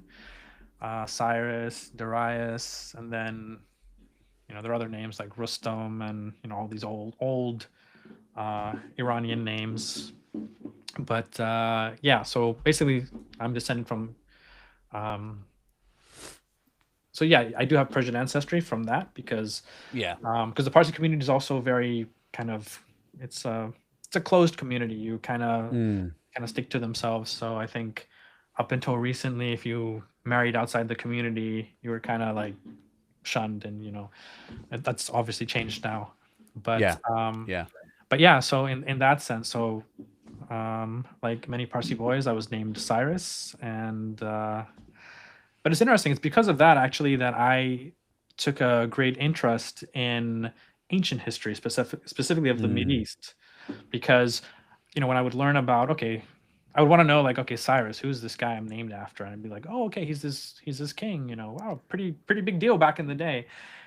But when I would read about the areas that the Achaemenids ruled over, I was like, wow, this Babylon, this thing is fascinating, and my God, the history of this place goes back so far, and there's so much. Or with Egypt, or huge empire, the Achaemenid Empire, and for so long too. Like we were saying before, exactly. The history of Babylon, went back probably further in time for the Achaemenids than say the Achaemenids have for us. Yeah, absolutely. And they weren't. It doesn't seem like they were as brutal as the Assyrians. I mean, it doesn't seem like they were making towers out of human flesh. And Cyrus is sort of lauded as this sort of liberator in a sense. And I'm sure they're very propagandistic tales. But he's portrayed in a very good light historically. He's very positively portrayed. Yeah, because most of the time anyway. Yeah, because well, we were just talking about, for example, Assyrian propaganda. A lot of the reliefs, they showed there's a lot of violence in a lot of these reliefs, and I mean, the Assyrians, they weren't they weren't shy about this. In fact, as I said, it was probably a tool of propaganda to kind of intimidate their enemies.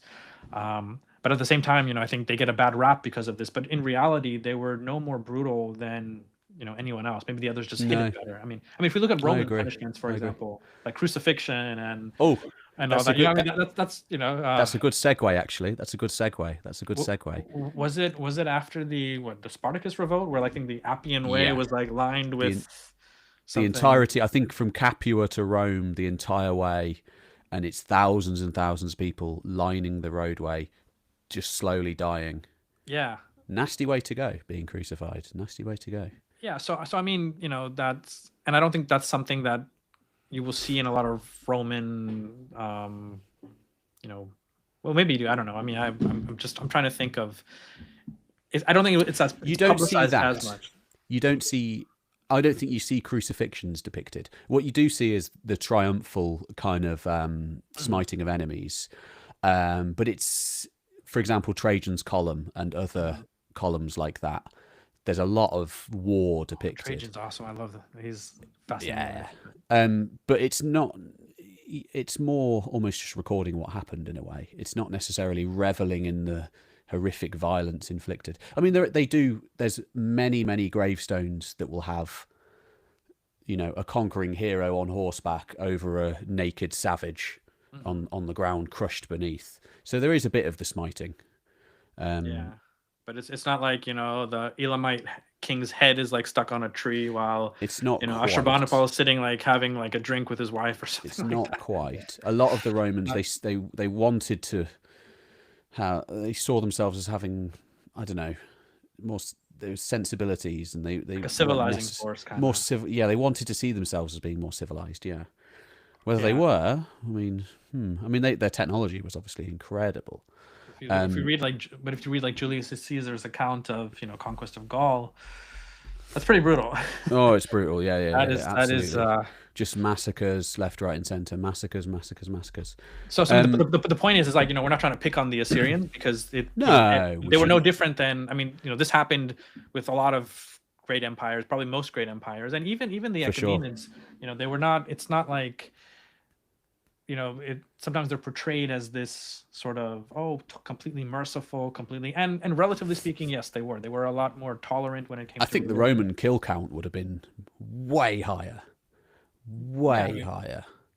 I think for the Achaemenids, it's like, okay, as long as you pay your taxes and you contribute men to the king's army, basically you can do what you want. And the Achaemenids tended to take over areas where cities already existed and civilized life already existed. So they didn't need to do that much conquering. Whereas the Romans, they conquered a lot of areas that were on the very fringes, for example, Britain, and they sort of roll in and just completely change everything, completely change the way of life, force people to live in completely different ways, and shatter the old system basically. So more devastating in a way for those first few generations. The Achaemenids were like you said, they're very interesting. They kind of came into this already old world, this world that was much older than them. Exactly. Because a few generations before Cyrus, they were really nomads. The Persians, Medes, they were kind of they were. They didn't have this,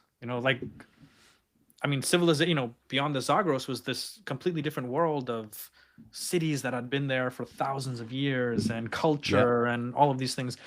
And they adopted a lot of that too, in their absolutely. They contributed their own stuff too, but they also adopted a lot. That whole eastern region, east of the Romans, that's the region that the Romans really wanted. That was the good stuff. That was where the money was, and that's what the Romans wanted. I'm going to just let's move to this. Let's go on to the next person. I don't know. I've put a vague structure in place. I don't even know if it's necessary to have a vague structure in place, but we've got it.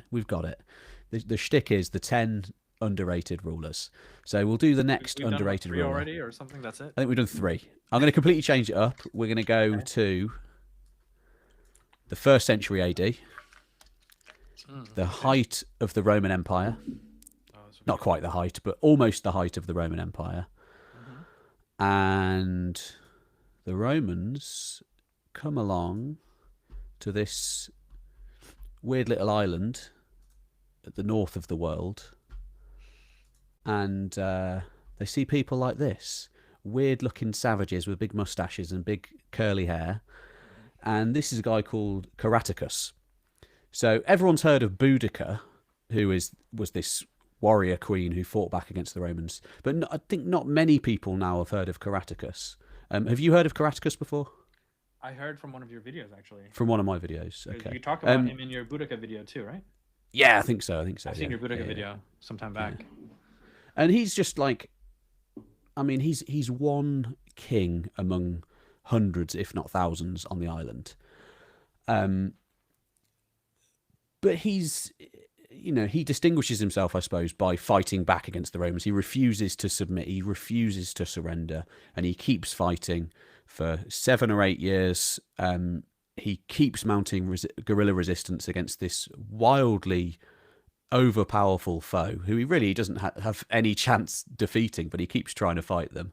And he's pushed back further and further into the island, keeps taking refuge with different tribes who aren't, because he's from one tribe or kingdom, nation, but there's many throughout the island. And eventually he ends up in what is now southern Wales, fighting with the Silures, and they give some of the most staunch resistance, let's say, against the Romans.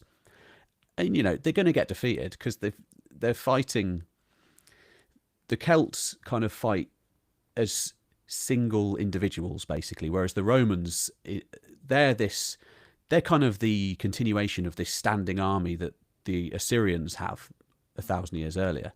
They're a very good, well-equipped, well-trained force fighting against just sort of like very good individual warriors, but they can do nothing against the Testudo formation, for example.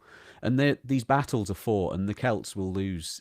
Obviously, the Romans are inflating the numbers probably, but the Celts lose thousands and thousands and thousands, and the Romans will lose, say, 50 men or something. A lot of the time they don't even fight with their own men. They send auxiliaries to fight against the Celts. So they're sending one, Gallic force, for example, and Germanic force to fight a British force. So they just the Romans are stood back watching it all go on. But Caracatus, it's just a nice little story, because then at the end of his life, he's defeated in battle on top of a mountain somewhere in the west of Britain. There's a place called Caer Caradoc, which is an awesome Iron Age hill fort, which has a good claim of being this place. It may be just completely apocryphal, attributed to it later.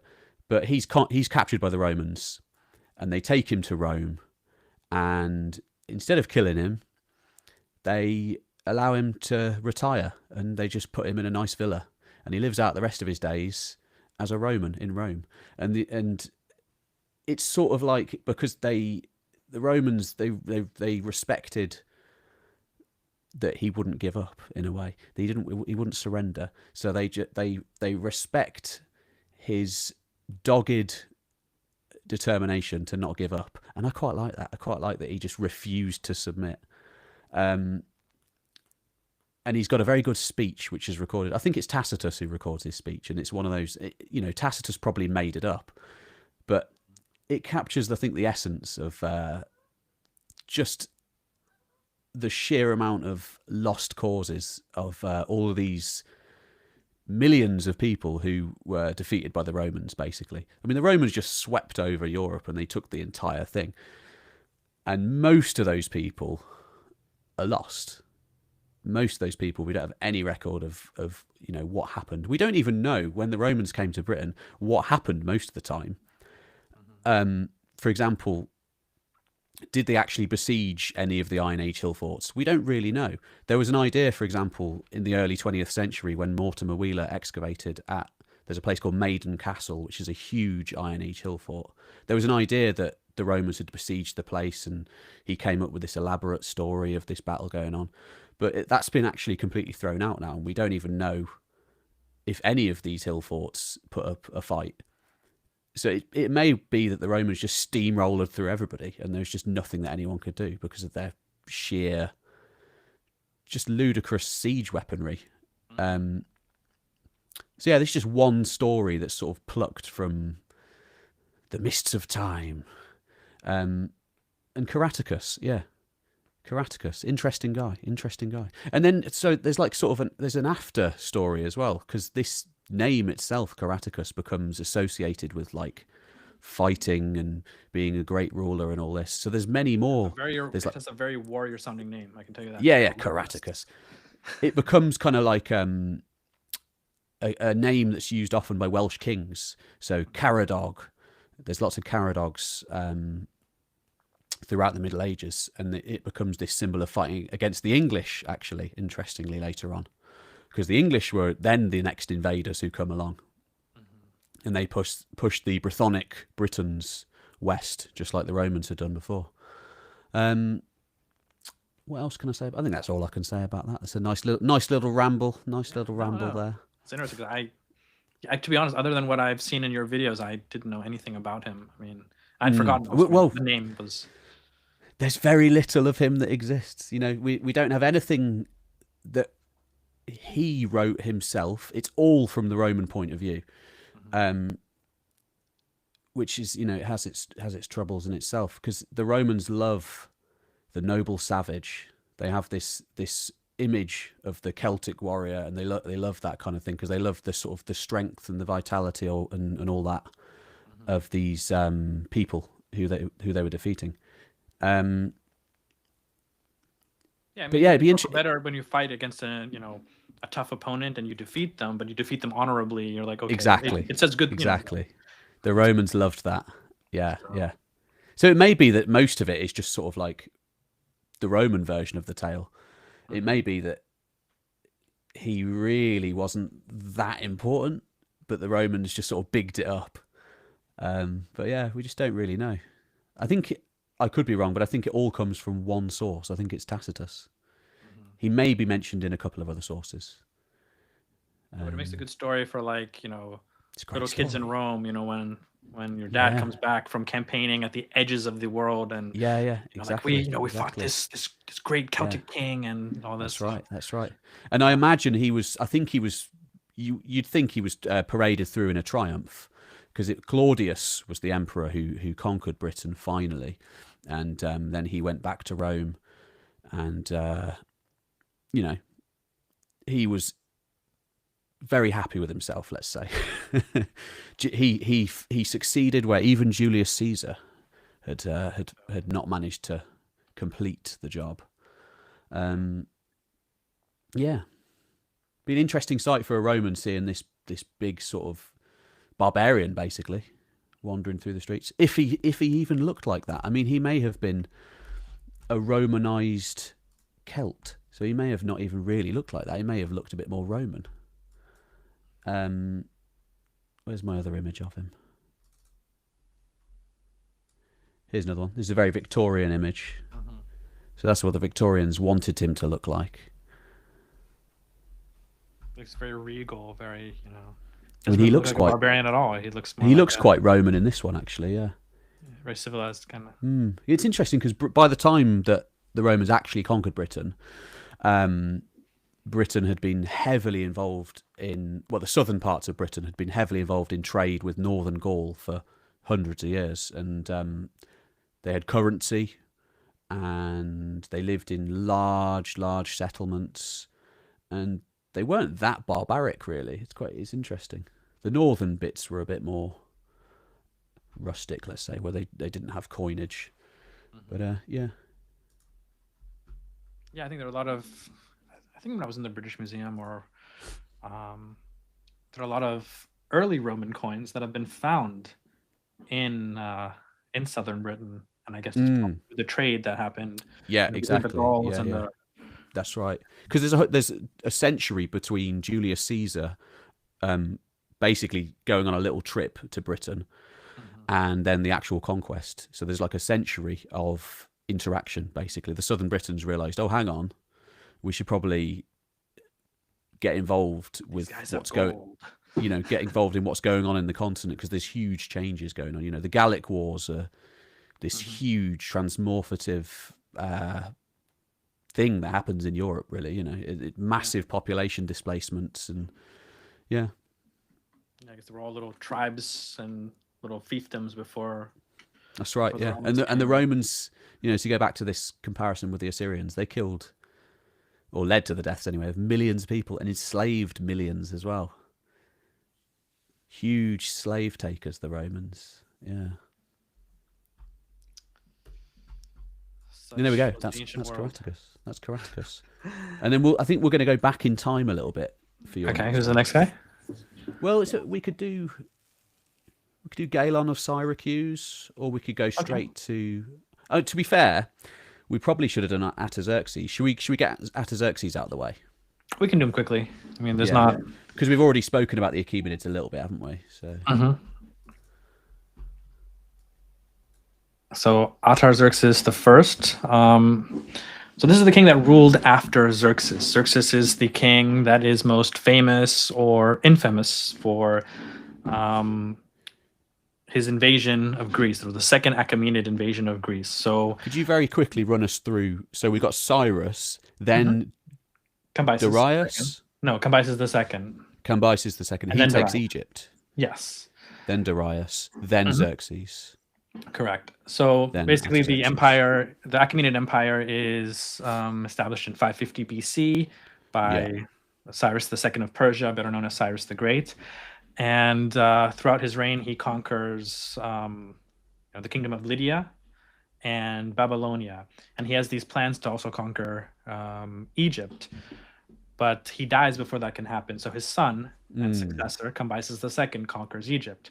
What happens, though, is while he's in Egypt, there's a pretender on the throne. Now, actually, there are different stories about this, so in the sense, or different theories about this. The official account, written by Darius I, the future Darius I, and also retold pretty much verbatim by Herodotus.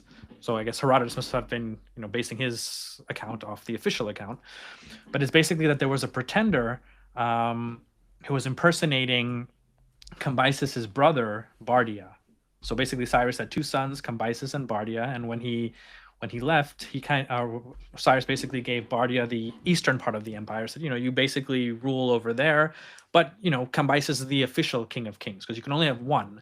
But for the most part, you're kind of like a secondary kind of guy. So he wouldn't like that. Yeah. So Cambyses is in Egypt. He happens to be there for, I believe, 4 to 5 years. And which must tell you, we're talking about how amazing Egypt was. I mean, the fact that he stayed there for so long, it could have been, maybe he needed time to stabilize the place, but he could have also just really liked it. It was beautiful area. This storied, legendary land that I'm sure little Persian kids were told about, in their bedtime stories that, this land of Egypt, and there was this king, and this. I'm sure kids back then, they weren't very different than us. They just like we were told stories of like King Arthur or different knights and whatever. I'm sure they were told about different rulers of the ancient world. So anyway, so this pretender, the official account is that there's this pretender who is impersonating Cambyses' brother, and he's basically overtaken. He's declared himself king, and he is now he's calling himself the new king of kings. So Cambyses decides to rush back to Persia. On the way, he's killed. Now some say that, again, these are all different theories. Some say that the official account, well, no, it's not the official account, but like Darius says in his later inscription, the Behistun inscription, that I think he died of his own hand. So some have interpreted that either he committed suicide, or there's a story, I believe it's either in Herodotus or Ctesias, that he died of a stab wound. So that could also be like a self-inflicted stab wound. He was trying to get on his horse, and then the horse kind of buckled and he got stabbed by a dagger or something like that, his own. So that's one thing. Another theory is that, well, maybe modern scholars believe that, really that might be just a cover-up. Maybe Darius actually had a hand in kind of killing him and then went on to seize the throne. The other theory is that instead of being an impersonator, it was really Cyrus's son Bardia who decided to claim himself king, and Cambyses, while Cambyses was rushing back to take his throne, he died either of his own accord or was murdered. and then Darius, along with a group of conspirators, decided that they would go take on Bardia, and to kind of cover up the fact that they were killing, Cyrus the Great's son, the father of the Persian people of the Achaemenid Empire. They made up this story that he was this imposter. So we don't really know. I would like to believe Darius's account because it sounds very noble that he was going after this imposter, but maybe he was a usurper. We don't know. So anyway, so Darius then is kind of like, in a sense, you can call him like the Tiglath-Pilaser of the Achaemenid Empire. In fact, Herodotus calls Cyrus the founder and father. Cambyses, he says, I forget exactly, but it's not too flattering. Herodotus makes him look like a madman, basically. Yeah, I remember him being portrayed as crazy. Yeah, I forget the word he uses, but then he calls Darius like the shopkeeper. So Darius kind of was the one who sort of, a lot of, Cyrus and Cambyses expanded the empire, they conquered territories, and then Darius was a, great administrative genius, and so he created the maintainer, exactly. He's like, okay, we got this thing. And part of the reason he did that is because when he eventually, as Darius records, he went and he killed Bardia, the impersonator. After that happened, most of the empire, I would say, maybe the majority of satraps, or maybe 40%, but a large number of the satraps, the provinces, rebelled. And so he went around conquering those areas and pacifying that area. So at the end of the day, he pacifies the area. He marries the daughter of Cyrus the Great, Atossa, who was Cambyses' sister, and becomes the new king. He claims also that he was of a certain line of the Achaemenid royal family, so he's not some commoner or non-royal, but he actually had royal blood, because he says that Cyrus and his father had the same ancestry. A guy who named Hakamanish, who the Greeks call Achaemenes, which is where the name of the dynasty Achaemenid comes from. So then you have Darius. So Darius is also, he's the shopkeeper, but he's also expanding the empire. And during his reign, the majority Greek states of Ionia and Western Turkey, along the Aegean, the Eastern Aegean, Western Turkey, they stage a revolt. And that revolt is aided by Athens and Eretria. So Darius, he goes, he sends men, and he's able to, I think it takes about 6 years, but they're able to, smash the revolt. And then Darius, as punishment, says, okay, you know what? We're going to go and we're going to punish Eretria and Athens. So he sends men to do that. He doesn't go himself, but he sends 2 generals. One is a Median guy named Datis, and the other guy is a Persian named Artaphernes. And so they lead a force first to, they go through the Cyclades, and they take Eretria. They're able to take Eretria, and then they're on to Athens. And what happens is they land at a site called Marathon, which the Greeks kind of force a battle there, and they use their knowledge of the terrain to their advantage. And long story short, the Persians suffer a defeat. And that defeat is enough to allow, to hold the Persians back for a bit, to allow the Greeks and their allies to fortify Athens, so that when the Persians arrive there again, they see that, okay, the city is fortified. If we are able to take it, it's going to come at a great cost. So maybe we'll try another day. So the Persians leave, and that's the famous Battle of Marathon and the first Persian invasion of Greece. Then 10 years later, in 480 BC, you have Xerxes, the son of Darius, through Atossa, who's the daughter of Cyrus the Great. So basically the son of Darius, grandson of Cyrus the Great. And he launches a second invasion of Greece. And it's this massive invasion that is immortalized by, of all things, the movie 300. This is Sparta! There you go, yeah. So, of course, I think their choice of costumes is, leaves much to be desired. But it's based off of this one of the crucial battles, which is the Battle of Thermopylae, And some of the lines in that film 300 are taken from Herodotus, which I found interesting. The things like "we will fight them in the shade" and things like that. Some of those are taken from the actual historical sources. Yeah, I love that line where I think he's saying, "Oh, but the Persian arrows, they will." I think they said that. I don't know if it's the emissary. The arrows will blot out the sun. And we'll fight in the shade. Yeah, Then we'll fight them in the shade. You gotta love these laconic Spartan lines. You know. Yeah. Just, oh yeah. There's a great one where they were sent an envoy from the. I think it was Xerxes who sent an envoy, and he said, "When we conquer you, your city will be razed, your people will be killed, blah blah blah blah blah," and the Spartans just sent back, "if." I think Philip II also has that too. I think Philip. Yeah. Philip also makes that same thing, but yeah, it's just these like very direct replies, kind of no nonsense sort of. And then laconic is the way that we describe that thing, but it comes from Laconia, which is the place where Sparta actually is. Yeah. So many of these interesting things that we use today come from the ancient world, don't they? We can talk about this for hours, man. There's so much stuff. But yeah, so then long story short, so there's several battles. Thermopylae is the most famous land battle, and then there's another battle at sea, Salamis. Yeah.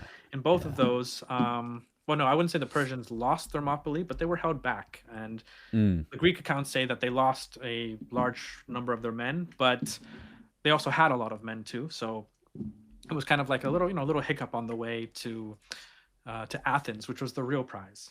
So the Persians eventually get to Athens. By then, the city is abandoned, and most of the civilian population has moved to the island of Salamis, and the men are all, there's a big discussion basically as to, okay, do we fight them at sea or do we fight them at the Isthmus of Corinth? And the Spartans and the Peloponnesians want to fight a land battle because that's their, you could say, competitive advantage, and they said that we'd rather do that, so let Athens go. Themistocles has the idea of that, no, let's face them at sea because I know the way the wind blows, and we can sort of corner them in the narrow channel between Salamis and the mainland. So we'd have the Battle of Salamis, where the Persians, Xerxes' fleet is a great part of it is destroyed, and they're forced to regroup. So Xerxes decides eventually to go back to his more friendly territory. So he goes up through Greece, then crosses, I guess what's now the Dardanelles, and goes back. He has this boat, this pontoon bridge made of boats, and suppose he goes back and he crosses that. He goes back to ruling the rest of his empire, and he leaves a force in Greece under a general named Mardonius. And he rules over quite a lot of Greece as well at this point, is the interesting thing. The Ionian Greeks have been under Persian control for a while, and many of the states on the Greek mainland, like Thebes, have joined the Persians. Macedon, Thebes, they, as they say, Medized. And it's it's interesting that we often see this as a heroic struggle, that this was all of Greece against no, it was some Greeks. It was some Greeks. It was more. I think there were probably more Greek states who either sided with Xerxes or declared their neutrality than actually fought against him.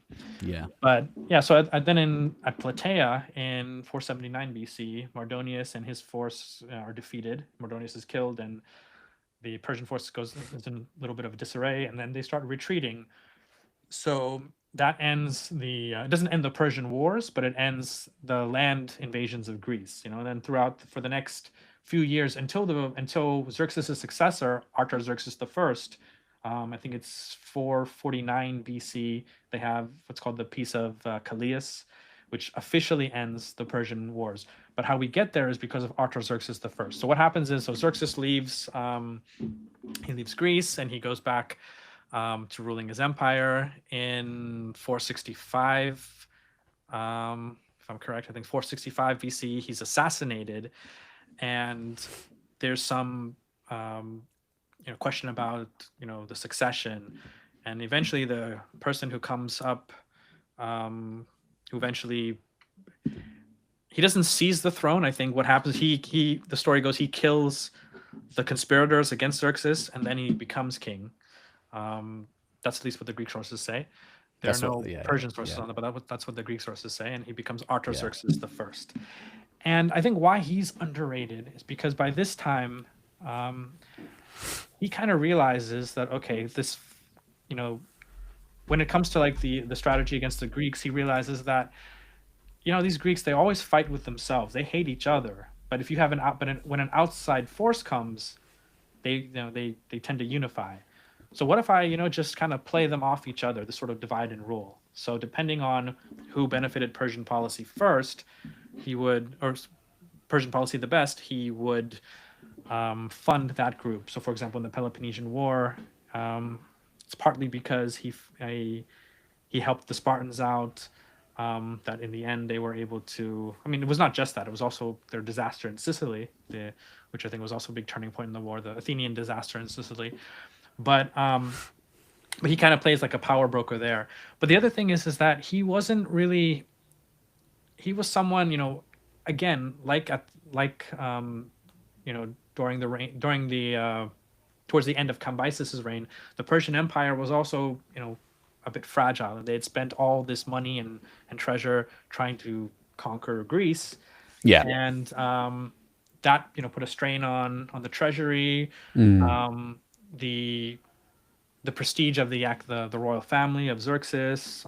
Some argue that ultimately that might have been one of the reasons why he was assassinated, although he was assassinated much after, 15 years after the events at Salamis. So I'm not sure I would say that, there's a connection there, but regardless, which often happens with a lot of these royal families, is there's a lot of internal fighting, and one son when you have many children from different women, there are all these competing women who are competing with each other to get their son on the throne to over with the king. So, it's kind of different factions at court.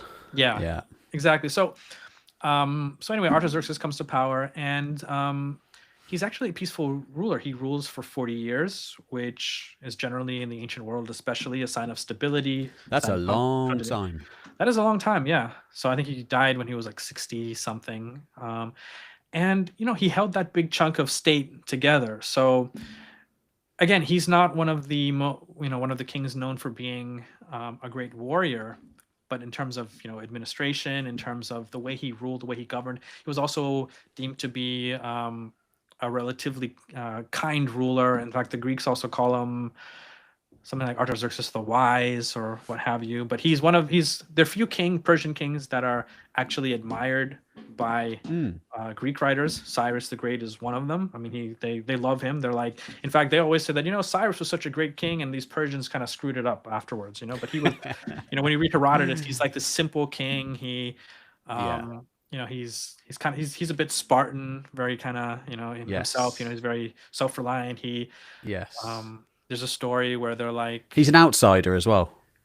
Yeah, he's an outsider. He's again a person from relatively humble beginnings, and it's because of his charisma and character and the way he treats other people that he's able to build, get this following. And so Artaxerxes was, kind of like that, at court also. I think he was seen as a stabilizer. He wasn't going to go on some, he wasn't going to renew these, maybe what now people might have thought were futile wars at the edge of the world. He's like, okay, let's take what we have, consolidate it, let's enjoy it. He put a lot of money into, that's actually a picture. That's a, I guess, artist's conception of Artaxerxes meeting Themistocles. There's another story about Themistocles, kind of interesting.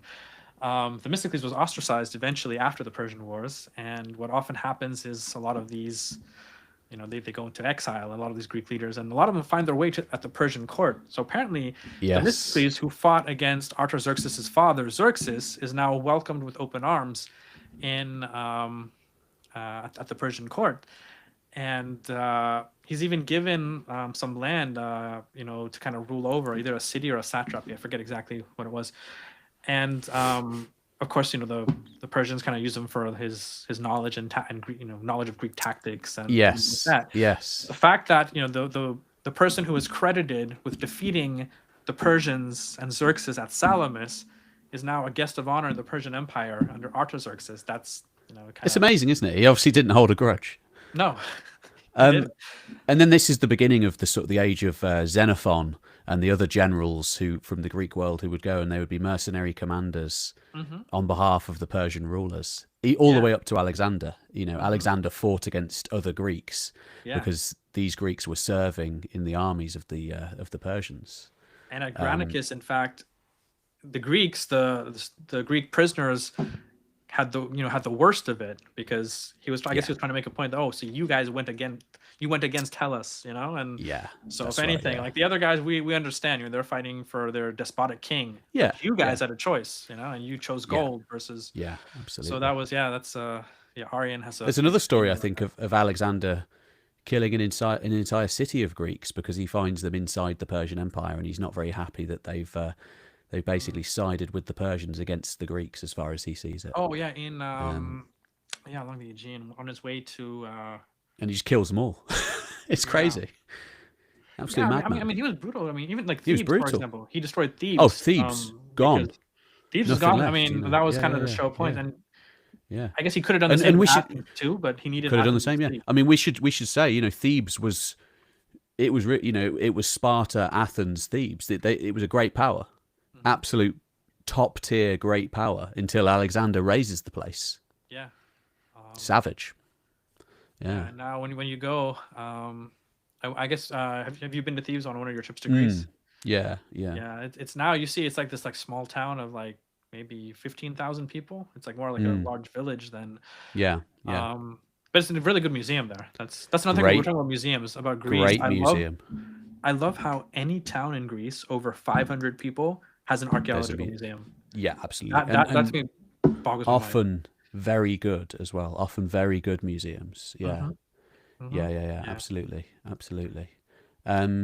in a nutshell, that's Artaxerxes the First. I mean, he's kind of awesome.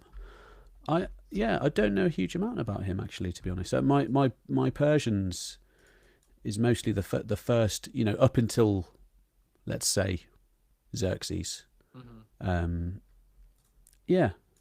The later Persian Empire is very interesting though, because it really doesn't just collapse after Thermopylae. It survives for 150 years and it flourishes, and it's this great artistic achievements and just the sheer size of it. I mean, it's absolutely crazy. Biggest empire in the world up until that point. Yeah, I mean, I think up until even, because it was slightly bigger than Alexander's, because there were certain areas in the north that he didn't have control over, and parts of Central Asia also. But it's and I think we often focus on the western part of the empire. Unfortunately, we don't know a lot about what was going on in the east. It was probably one also a bit more sparsely populated, but still, they had this whole other empire, and I often wonder. And they were ruling over parts of India, Yeah. According to Herodotus, that was the wealthiest province. They provided the most gold. And that's the Romans were always after India. They were always trying to get to the east because they knew it was the richest. They knew that's where the interesting spices and all that came from. Yeah. All right, I'm going to speed this up a bit. I'm going to get us. No, it's awesome. It's fascinating stuff. It really is. For you, it's probably late. I mean, for me, because you're. Oh no, 5 hours ahead of me. It's but fine. I'm loving it. I was, so far streams have been about 2 hours each, but this one's going to be longer. But that's fine. Oh wow. Okay. So, no, it's like. We might need to do a part 2 awesome. one day. All right. Oh yeah, I think we definitely do. So I'm going to take us to China. We're going to look at some parallel developments happening on the other side of the world. I mean, not really the other side of the world, the other side of Asia. We'll have a quick look at the Tang Empire, because I was trying to think which Chinese ruler should I pick to talk about, and there's too many. There's hundreds and hundreds and hundreds, if not thousands. I mean, there's hundreds of dynasties, let alone rulers. We're talking a little bit like Egypt. China begins, in the Bronze Age, 1200 BC with the Shang. In fact, earlier with the Shang. In fact, there's actually an earlier dynasty to them. There's the Xia, who have recently sort of been verified archaeologically. But we're talking, second millennium BC all the way through to today. It's a ludicrous amount of time. And for most of that time, China is not unified. So there's many Chinas for most of that time. But as far as the Chinese people are concerned, there are these periods that they absolutely love. So the Han is the first one. So the Han Empire, big unified empire at the same time as the Romans. And they're the guys who sort of, the Great Wall, for example, it reaches its first sort of apogee under the Han. And they're this big unified place. They make contact with the West even. There are Roman diplomats who speak to the Chinese at that time. And then things collapse because Chinese history is this sort of like rise and fall, unification, breaking apart, unification, breaking apart. And the next big flourishing is the Tang. I'm probably butchering that. I think it's actually Tang Empire, the Tang dynasty. But I'll just say Tang because that's what Westerners tend to do. We just butcher the Chinese pronunciations. But Tang is super interesting because China is absolutely on top. This is the 6th and 7th centuries AD. So we're getting a bit later than the ancient world, let's say, in the Near East. We're almost into the medieval era, really. Mm-hmm. But China at this point is flourishing. Xi'an, the capital, is, there's 1 million people. It's bonkers. It's the biggest city in the world. It's the nexus of the Silk Roads, the Silk routes, all across Asia. All roads are kind of leading to Xi'an at this time.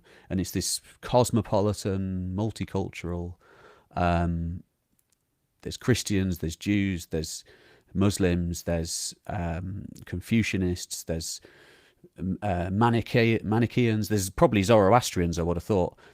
Everyone is here. And it's also unique because for most of Chinese history, they're kind of getting dominated by the steppe.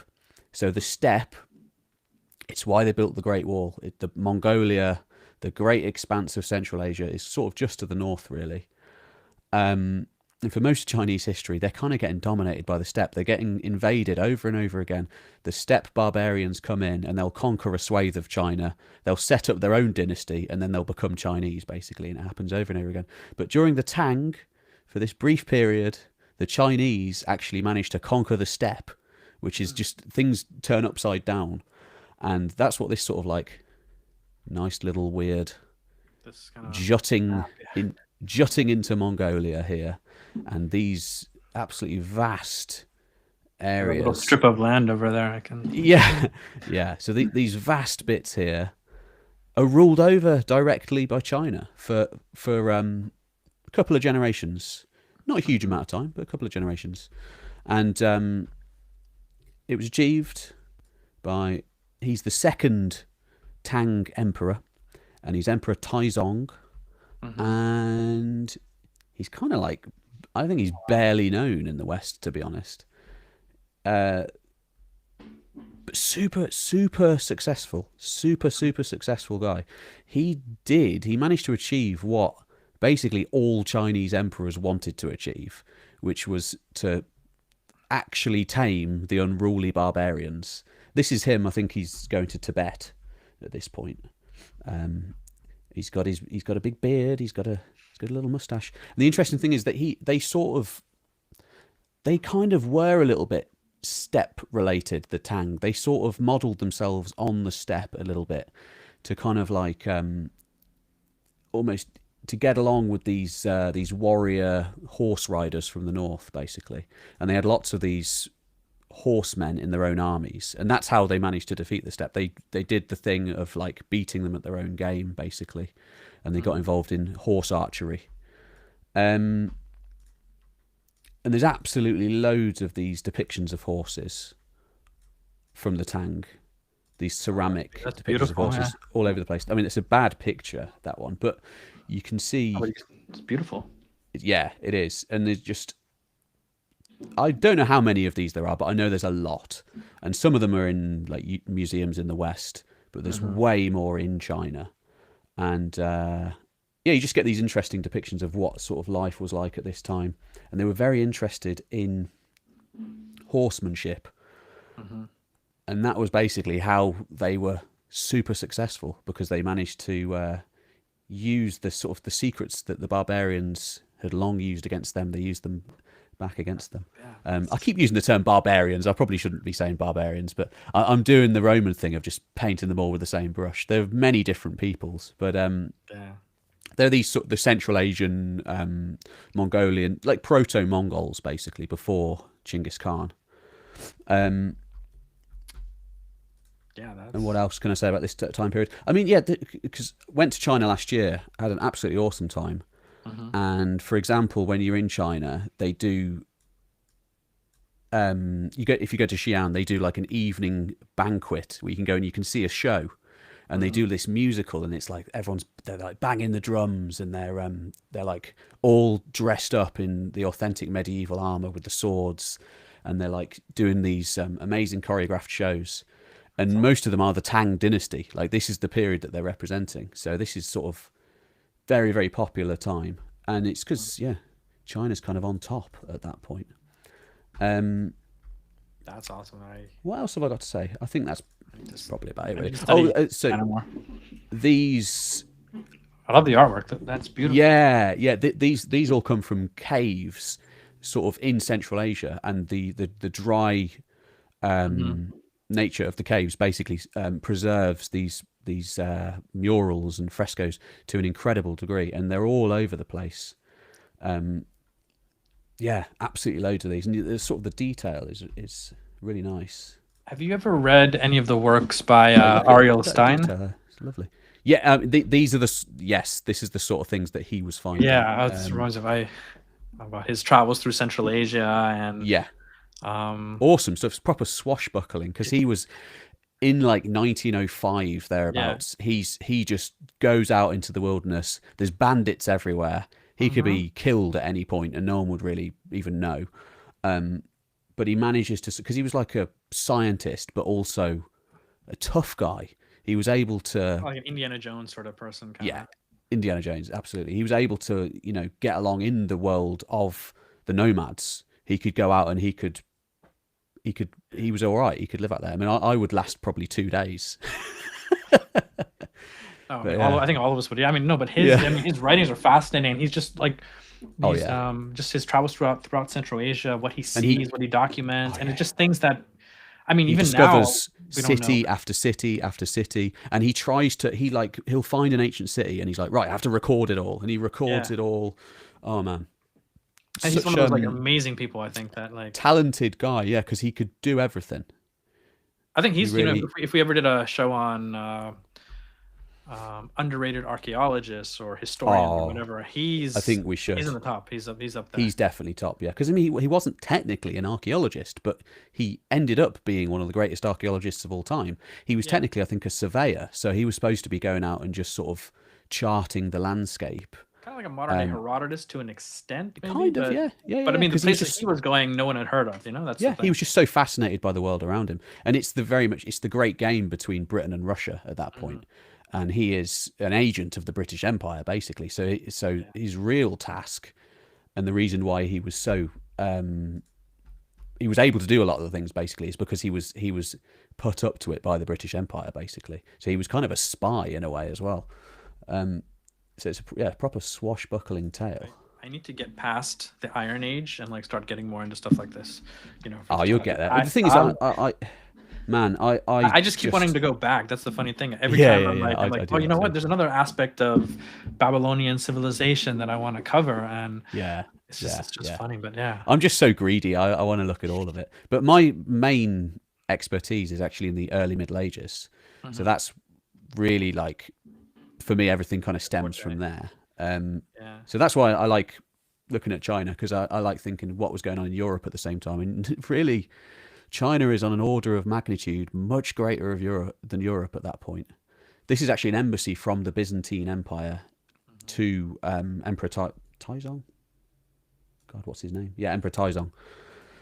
So this is the Byzantines turning up at Emperor Taizong's court. And, 7th century... things aren't going very well for Byzantium. Constantinople is kind of being harangued from the south awesome. by the Arabs, basically. So yeah, these are basic. What would Taizong have thought of these guys appearing at his court? Probably not much. Yeah, no, that's a whole other thing I want to read up more on. I mean, our world is so fascinating, but oh man, there's so much to talk about. There's so much out there. Well, I've gotten into Chinese history recently, really. But there's so much of it. I've only dipped my toes in, really. Yeah, no, that's something. Unfortunately, I haven't studied very much, to be honest. So that's something I need to really research. But I mean, the oldest Chinese civilizations you should look at. They're very, very interesting. Very interesting. There's a place called Liangshu Ancient City in heard of it, yeah. In the where is it? It's near Hangzhou. Hangzhou's the modern place, which is sort of near Shanghai-ish. But basically, it's this massive ancient site, this Neolithic site. But they have jade. Jade is like their metal, I suppose, because they're making these incredible artifacts out of jade. These like powerful, these like symbols of power, basically. And they have human sacrifice, and they have sort of these proto-pyramid type things. And it's almost a bit like Mesoamerican in a way. It's super interesting. And it's on a scale that is just nearly unfathomable to think of. It's thousands and thousands and thousands of people in essentially a Neolithic kind of way of life. It's cool stuff, man. It's cool stuff. Yeah, speaking of Mesoamerica, that's I've been reading a lot, learning a lot about that, because last year I went for the first time to Mexico City and then to Teotihuacan, like the ruins of that. And I mean, have you been to? I know you had also traveled there, right? I'm assuming you went to the Anthropology Museum in Mexico City. In Mexico City, yeah. That's amazing, the greatest place on planet Earth. I spent like 2.5 days there, and it still wasn't enough. It just yeah. I dedicated 3 days, and it wasn't enough. It is, yeah. But that's one of those other things. Yeah, that's one of those other places that I didn't realize just how beautiful and complex Mesoamerican civilization, is, or was rather, until I went there, and I'm like, my God, this is the artwork and just all the different types, all the different groups of people. And it was because when, at least over here, when we learn about Mesoamerica, we basically learn about the Mayans and the Aztec, and that's pretty much it. It's as if they're like just two people. But going there, you just see how complex, the different societies were, and that's something that, when I have time, I try to learn more about it, because the stuff I saw was incredible. And then walking around, the Avenue of the Dead at Teotihuacan. I was thinking, man, maybe in Mesopotamia, I mean, a ziggurat maybe was something like this, or it was just I love thinking about the similarities between these just disparate times and places. I think there's just certain things that humans tend to do when we have these societies forming. It's like a way to tie everything together and culturally retain like the same societal norms, basically, and just weird things happen. Like big public spectacles, they seem to be absolutely integral to how societies function. So these big plazas where people will congregate, you see that in Mesopotamia, you see that in Mesoamerica, you see that in Peru, you see that in ancient China, you see that in ancient Britain. It's just, it's interesting. I guess it's a practical thing too. You want to, might as well. Yeah. Multi-use. But there's got to be some sort of, it's like a festival atmosphere. It's like people go and they're all hanging out with each other, and oh man, we could keep going off on tangents all day, couldn't we? No, I know. This is gonna. We'll do a part 2. You know what? I'm gonna learn how to do live streams, and we'll do a part 2. I'll absolutely. I'll bet you on. I think this is good though, because we can talk. Right, let's talk about Philip II. Speaking of, we did touch up on him a little bit. We've touched on it. We can go back. I think we both like Philip II. Well, I like Philip II anyway. I like him too. Yeah. So I don't know. Where do we start with him? I think. Well, let's just, I suppose, introduce. Probably not introduce. Probably everybody listening knows who he is, but Greece at the time. Okay. At the time of Philip's birth, it's many different states. By the time of his death, it's one state. Is what I would say. With the exception of carry on. Sparta. Sparta's the only one that kind of he doesn't mess with. But yeah, everything else. So yeah, going back to what we were talking about, that without Philip there would be no Alexander, because Alexander would not be able to leave Macedon and go into the Persian Empire unless he had pacified, all of Greece. Because. So I think Philip is a fascinating character. He basically took what was considered by many Greeks, not that this was the case, but I think Macedonians had a reputation as being not barbarians, because they were Greeks. I mean, I know Demosthenes, for example, has these kind of like, diatribes against Philip, and like, oh, he's not even a real Greek. And even in Herodotus, there's a scene where Alexander the First is like, he goes to the Olympic Games and they're questioning, wait, is this guy even Greek? I mean, why is he? Because only Greeks could compete in the Olympics. And finally the judges do confirm that he's Greek, and there's a story about how they're descended from people from Argos and all that. But they were a bit rustic, probably. They were sort of provincial. They were not in the center of the Greek world, let's say. Yeah, they were.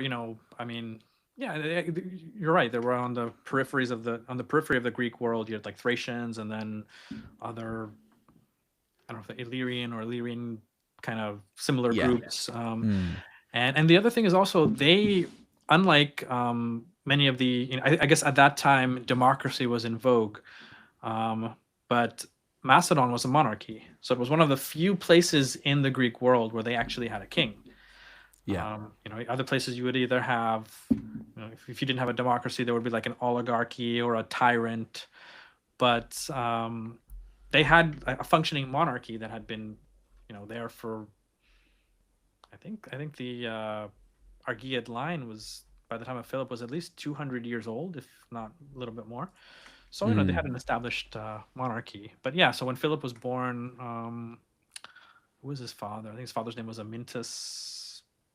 I forget what number, but maybe Amyntas the Third, but he's kind of born into this provincial society, we'll say, and by the end of his life, he has sort of, he's revolutionized the Macedonian army, most famously with the Macedonian phalanx, which basically is a phalanx formation, but with several. I think was it 8 rows? I'm not exactly sure of all the specifics, but you would basically have each soldier would have a sarissa, which is this long kind of pike, and they would. They were at different lengths, and so basically, when they would advance as this whole one wall of just pointy spears. A wall of just a wall of death, basically. Tear through their enemy, and so he's the one who's credited with developing that, and also various tactics. That in itself, that he is credited with developing that, which should be enough to class him as one of the greatest rulers of the Greek world, because that revolutionized warfare completely. And I mean, it was pretty much unbeatable until the Romans, until Roman legion. But yeah, so he developed that, and through intimidation and diplomacy, he more or less united the mainland Greek world into, I guess the exception being Sparta for the most part, and maybe Crete. I don't know if he had Crete, but and then he decided to, I'm going to go take on the Persian Empire. And as crazy as that sounds, people would think, oh my God, that sounds crazy. But it's something that had been done before. The Athenians were constantly harassing the Persians. And personally, I don't think when he decided to, attack the Persian Empire, I don't think he was thinking that, okay, I'm going to, next year at this time I'm going to be in Susa or anything like that. I think that he was trying to do what the Athenians had done and what others had done, basically take away Ionia, maybe parts of Caria as well. And liberate like Miletus and places like this, these big cities on the coast that had been but all the under the rule of Greek-speaking the Persians. cities. The Exactly. Greek-speaking cities, exactly. Yeah. I agree with you. I think that was probably his plan, to retake the Greek places, not necessarily go further. Yeah, of course, Alexander, with like we'll say the foolishness of youth, decided to go further, and we know what happens after that. But, yeah. But no, but yeah, I think so he accomplished all of these things, and I think we,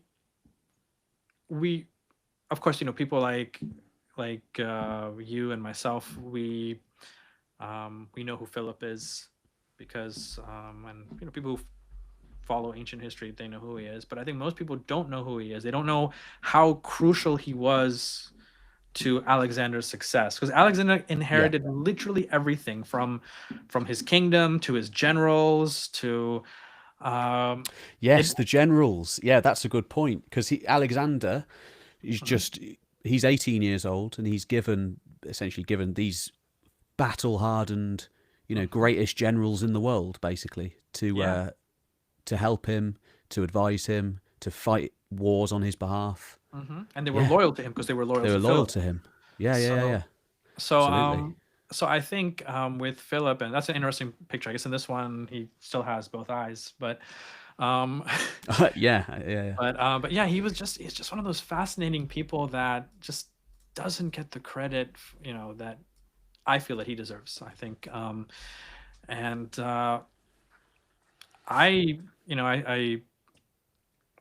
I went to actually the amphitheater where he was killed in it's in Beria, in northern Greece. It's about like an hour outside of Thessaloniki. And when you're standing there, and the thing is, it's not a really heavy tourist attraction yet. I think the Greek government, they're really trying to develop northern Greece, because now they have a lot of really good museums there. The museum where Philip's tomb is actually like a tumulus kind of tomb, and you have Philip's tomb and some other ones as well, and you can literally like stand there. And I remember like just standing there and thinking, man, Alexander was here, standing at the spot, putting closing the doors on his father's tomb, and then when you go to like the amphitheater where he was supposedly assassinated, and as I said, it's like they're still excavating parts of it, and you're just there and you're like, wow, can you just imagine like the event that happened here, how it just changed the course of history?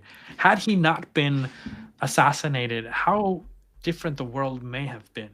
I mean, it could have been that Alexander said that, what, okay, we have Ionia and Caria, I'm just going to march further, to Sardis or wherever.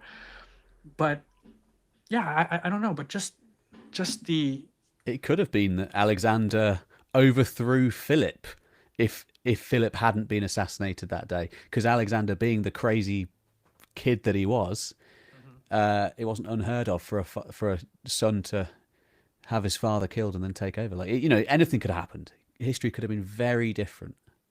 Yeah, and also I think, he had other siblings too. He had a stepbrother, the new one. So I think that might have also, there are a lot of conspiracy theories that Alexander had a hand in killing Philip.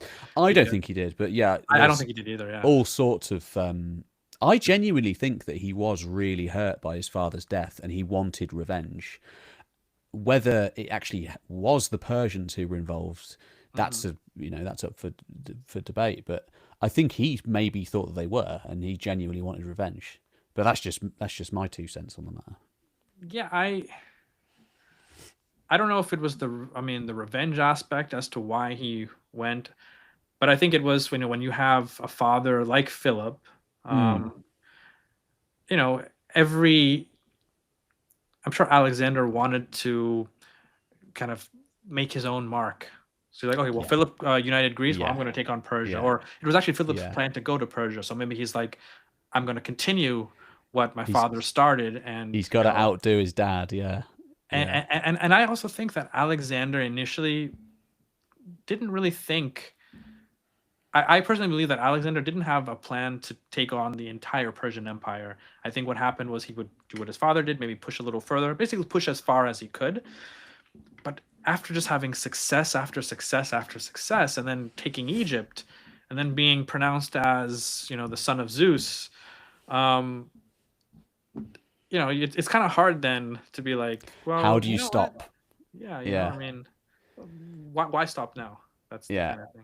Yeah, So, exactly. But Philip, I think, doesn't get, and we could talk a lot about Philip because we could do a whole podcast actually, or live stream just on Philip.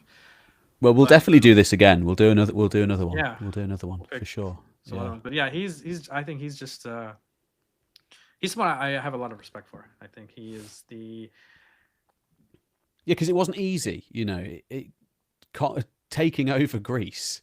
It wasn't easy. He was a very astute politician, and he was a good military commander, especially as a Macedonian. That's the thing. Yeah, exactly. One thing if an Athenian does, and you're like, okay, well, the Athenians, well, they're kind of already like the hegemon of Greece anyway, But then this kind of, I don't know. I sometimes liken to it like, let's say if someone, in the United States, if we had if all the 50 states were little kingdoms, someone from like West Virginia or something. Yeah, I was gonna say Nebraska, but West Virginia might be a better one. Somewhere that isn't in the center of things. Yeah. If it was in the UK, it could be like, I don't know, someone from like rural Scotland maybe or something. Mm-hmm. So someone from not the center of things. From like South or North Dakota or something, that just kind of like It's not quite the same, but I just Joseph Stalin just jumped into my head because he managed to solidify this huge Russian behemoth together, but he was actually from Georgia, which was like barely even Russia. It was just like in the middle of nowhere, and apparently he had a Georgian accent his entire life, which is interesting. He's sort of like, I wonder if Philip had a funny accent to the rest of the Greeks.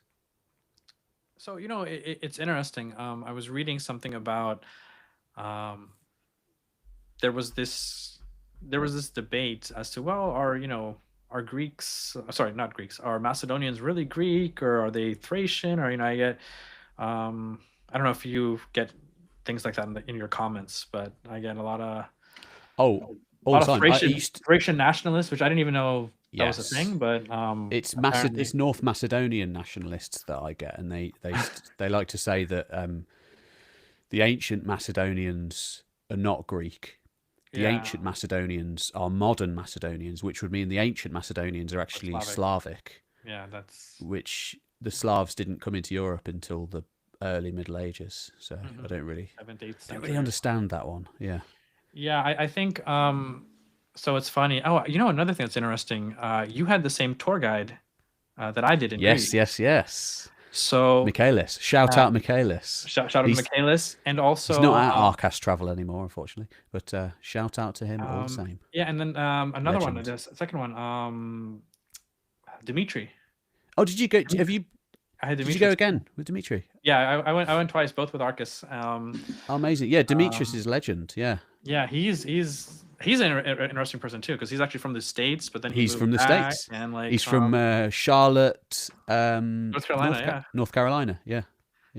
Really, really cool guy. Both of them are really awesome. Yeah. But I was talking, Dimitri. Shout out to Dimitri. Yes. Dimitri, if you're watching, we want to thank you for just being an amazing guide. Had some great times with Dimitri. Yeah. Oh man. Yeah. Yeah, no, he said he knew you actually. He was like, yeah, because I told him, I'm doing I'm filming for YouTube or something. He's like, oh yeah, I had another YouTuber, Pete Kelly. I'm like, oh my god, of course I know. Everyone knows Pete Kelly on YouTube and history YouTube that he's, and so it was interesting. Man, he has like a superpower of finding the best fish restaurants. It's probably like all the restaurants in Greece are probably great for fish, but he'd go in and he's just such a just great manner, and he'd go in and it would be so chill, and you just have like the best fish that you've ever eaten.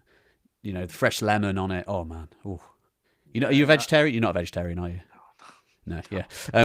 Like the lamb in Greece and the fish. Oh, so good. Talk about traditional food. Greece is worth the ticket itself. Oh yeah. The food in Greece is incredible. The food in Greece, without a doubt. But yeah, but anyway, so she was telling me about the kind of conflict they have with North Macedonians, and Yes. he was telling me all about it, and I was like, yeah, they claim this, but I guess according to him, what he was saying is that during the time of Tito in what is now the former Yugoslavia, Yeah. I guess maybe to sort of he promoted this North Macedonian identity for that region because Yes. to kind of link it to some ancient past. Yeah. So Yeah. and that's kind of like where it comes from, and then That's of where it course, comes from. It's when they broke the apart- politicization of history, and it comes Yeah. from essentially the education system. Yeah. So yeah, instilled in people, and it's if you're taught that at school, it stays with you. Mhm. So that was a controversy. So then he was telling me about like the protests they had, and apparently there was a protest of like 1 or 2 million people in Thessaloniki to protest the name of, which when you think about it, Greece has a population of what, 10 million people. So that's like 20% of the population is like right there protesting against it. It's a big issue there, and so finally they changed the name to North Macedonia. But yeah, no, that's an interesting kind of. It's interesting how even these ancient people are. I guess everyone wants to claim that they were there at a place first, and we see that in many places of the world. Yeah. So especially in the Middle East. Yes. So, but yeah, and so I guess Yes. this is another sort of, example of that. And but yeah, so Dimitri's he's really cool guy, and so he was telling me the history about that, and he took me. When did you go? When did you go with him then? So Last year? that was exactly a year ago, actually. Exactly a year ago, yeah. So that was... I went with Michaelis the year before, and then last year I was there in October. Yeah, October of 2024. So if anybody is planning a trip to Greece, both of us would highly recommend Arcas Travel, ARCAS Travel. Really, really good. We've both done tours with them, and it's just really nice to go around with a local, I find, because you really get the insider knowledge. You don't have to drive yourself. No, and, thank God. You just they know drive on some of those roads. They speak the language. I mean, most people speak English, but if you're with a Greek, you get the good stuff. Yeah. He knows the good restaurants, and and the knowledge of the places that we went. Another place we went to. Affordable as well, very affordable. Yeah, and it's specifically they have these archaeological tours, and you can customize them too. So for example, I wanted to go to like Amphipolis, and which is not on I think anyone's itinerary, to be honest.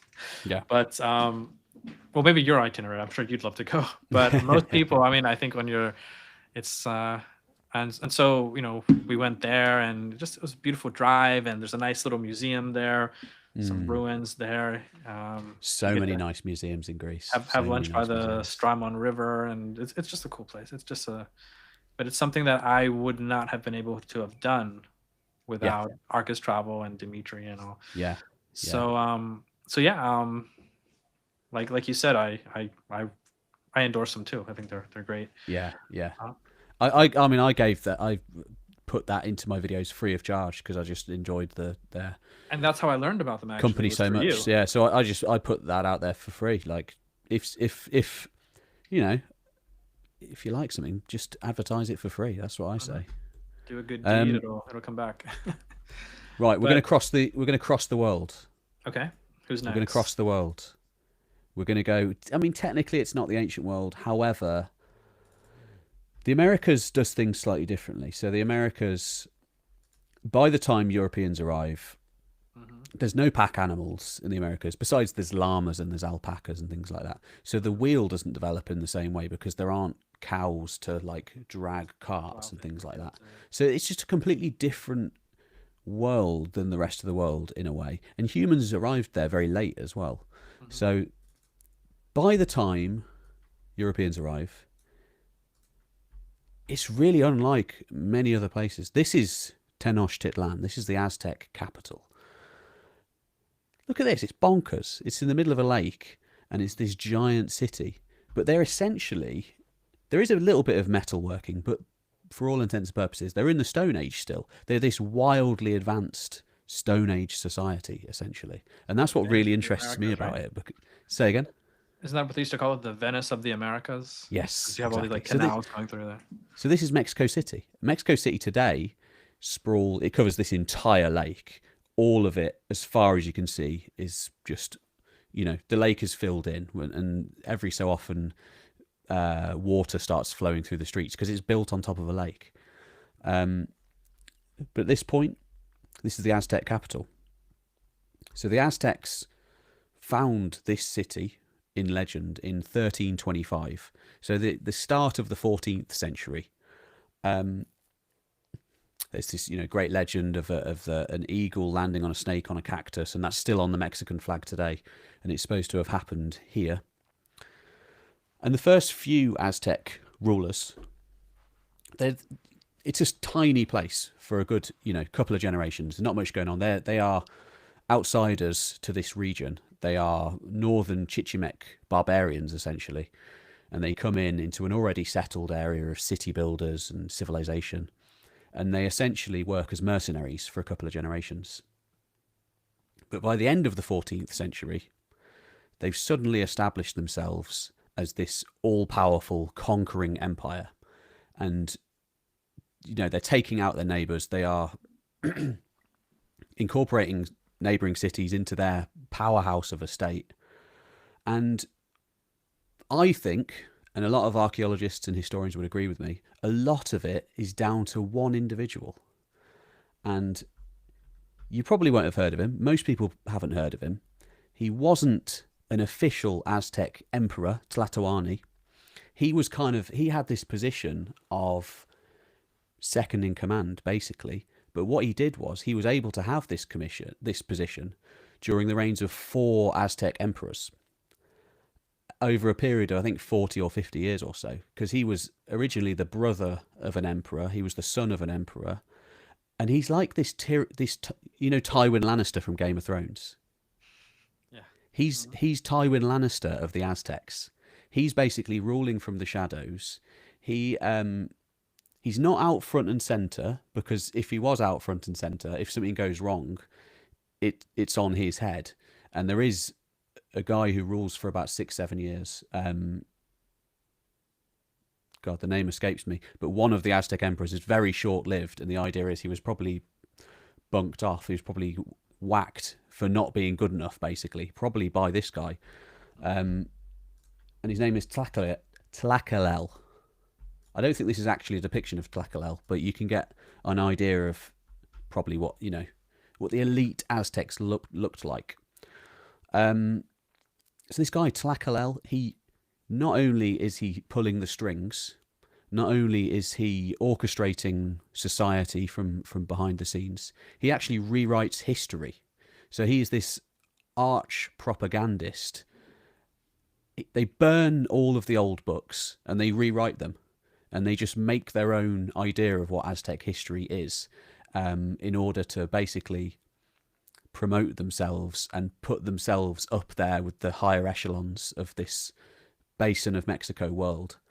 Because they really were outsiders up until that point. So he basically, in the space of one generation, he promotes them from a ragtag band of mercenaries into the most powerful empire that the region had seen since the days of Teotihuacan. So Teotihuacan was this all-powerful state, let's say, 1,000 years before.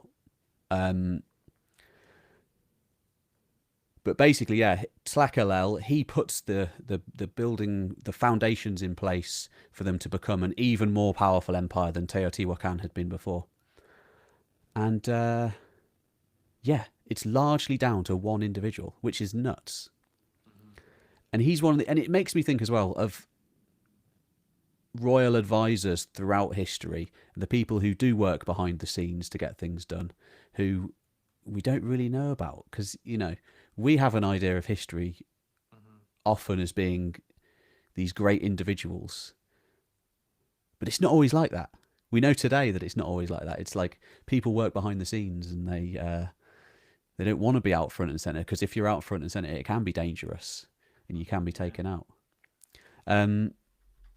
So yeah, this guy is in charge. What are his actual dates? Because he dies long before the Europeans arrive. 1475, he dies at the age of 78, which is 78. Yeah, Wow. yeah. That's So he lives a long life, and he's in charge of things since he's a teenager. So it's like 60 years of politicking, going to war,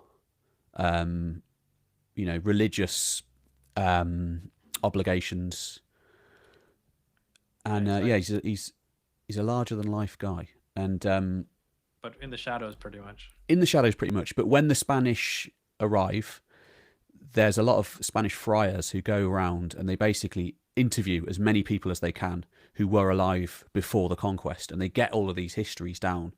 And Tlacaelel, he is the guy basically who he looms large in all of these accounts.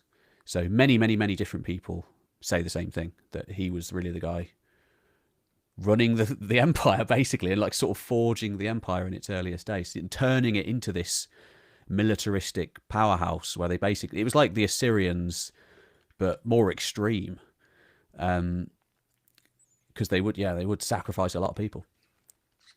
Yeah, I remember in the museum you would see the tools that they would use to in their sacrifices. Is obsidian knife. They're very beautiful, actually. Yeah, they're when you put the light, they're quite beautiful. But yeah, and the Aztecs were obsessed with beauty. They were into poetry and flowers and beautiful colors and all these things, but also death.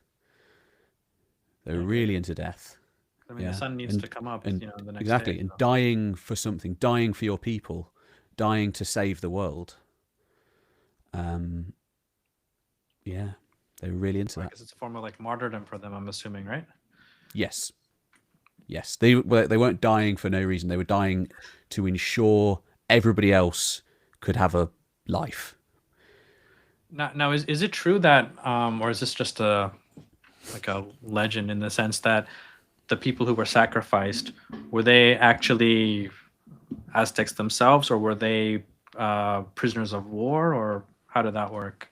Well, it depends. There were many, many, many different types of sacrifice, but the most common numerically form of sacrifice was warriors captured in battle. So they would be generally either subject peoples to the Aztecs who had risen up in revolt, or they were enemy peoples essentially living sometimes within the boundaries of the Aztec Empire. So there was a big state called Tlaxcala, which actually survived surrounded by Aztecs. It was an enclave of essentially enemies to the Aztecs, and the Aztecs would fight these things called flowery wars. So they would go out and essentially every year or so they would fight the Tlaxcalans on a field of battle, each side attempting to claim sacrificial victims. So each side trying to capture their enemies basically and take them back to their respective cities to sacrifice them. So it wouldn't be that everybody, there would be some people trying to kill each other, but it's high status people basically. So a strong warrior, potentially, a strong warrior from a noble family or something like that. Those are the ones that they want, because those are the ones who are going to be the best. They're going to please the gods. Yeah. The more important or greater the sacrifice, I suppose. Yeah. That's really. But then there are all sorts of other weird sacrifices as well. I say weird, probably just me being harsh, but there's all sorts of sacrifices going on. Just trying to think of a good example. I mean, basically, when the archaeology is done, it's rarely as simple as the historical sources say. So they'll find people who are local, and they'll find women who are local that aren't necessarily recorded in the historical accounts. But the archaeology has been done, and the Aztecs did like killing people. Yeah. So it's not just. It's not just for show. It's not just for show. It really happened. But everybody did at some point throughout the world. To go back to China, in Shang Dynasty China, they were very into human sacrifice. and there are burial pits all around the city of the modern city of Anyang, and they're just filled with corpses, basically sacrificial victims. Even in Egypt, like archaic Egypt, right? Up until the beginning of the Old Kingdom, they have a lot of these, I guess, what they call subsidiary graves. I think that's the term they use, but basically, they're, I guess, attendants. They're believed to be attendants of the ruler, and they want to take them into the afterlife. But it's interesting because it's documented it's in a lot of books and journals. But if you ask like any Egyptian guide, for the most part, they deny it. They're like, "Oh no, that wasn't something that happened." I'm like, "Are you sure?" There's a lot of archaeological evidence for. I can see why they would deny it, because I think it makes their country look bad. But that's common. That's common. Yeah. I mean, I think my guide in China was almost on the verge of trying to deny it, that they did human sacrifices, because she would say like they didn't sacrifice a lot of people, as we're walking around the burial pits of Anyang, and it's like. It's not as bad as we've heard. Yeah, it says here in this one pit alone there were 300 people, some of them, buried alive, etc., etc. She's like, no, it didn't happen all the time. It's like, you shouldn't be ashamed. This is something that humans do, all over the world. It's an interesting one, though, isn't it? We've I think modern people tend to get very about human sacrifice, but when you've barbaric, I mean, it's the term barbaric. I shouldn't be using that. But it's absolutely wild. But what I'm trying to say is it's common. It's all over the world in very early societies. It happened in Mesopotamia also. Although at least it's not recorded as much. But for example, the death pits of Ur. That's big time. Pretty much an example of. Yeah.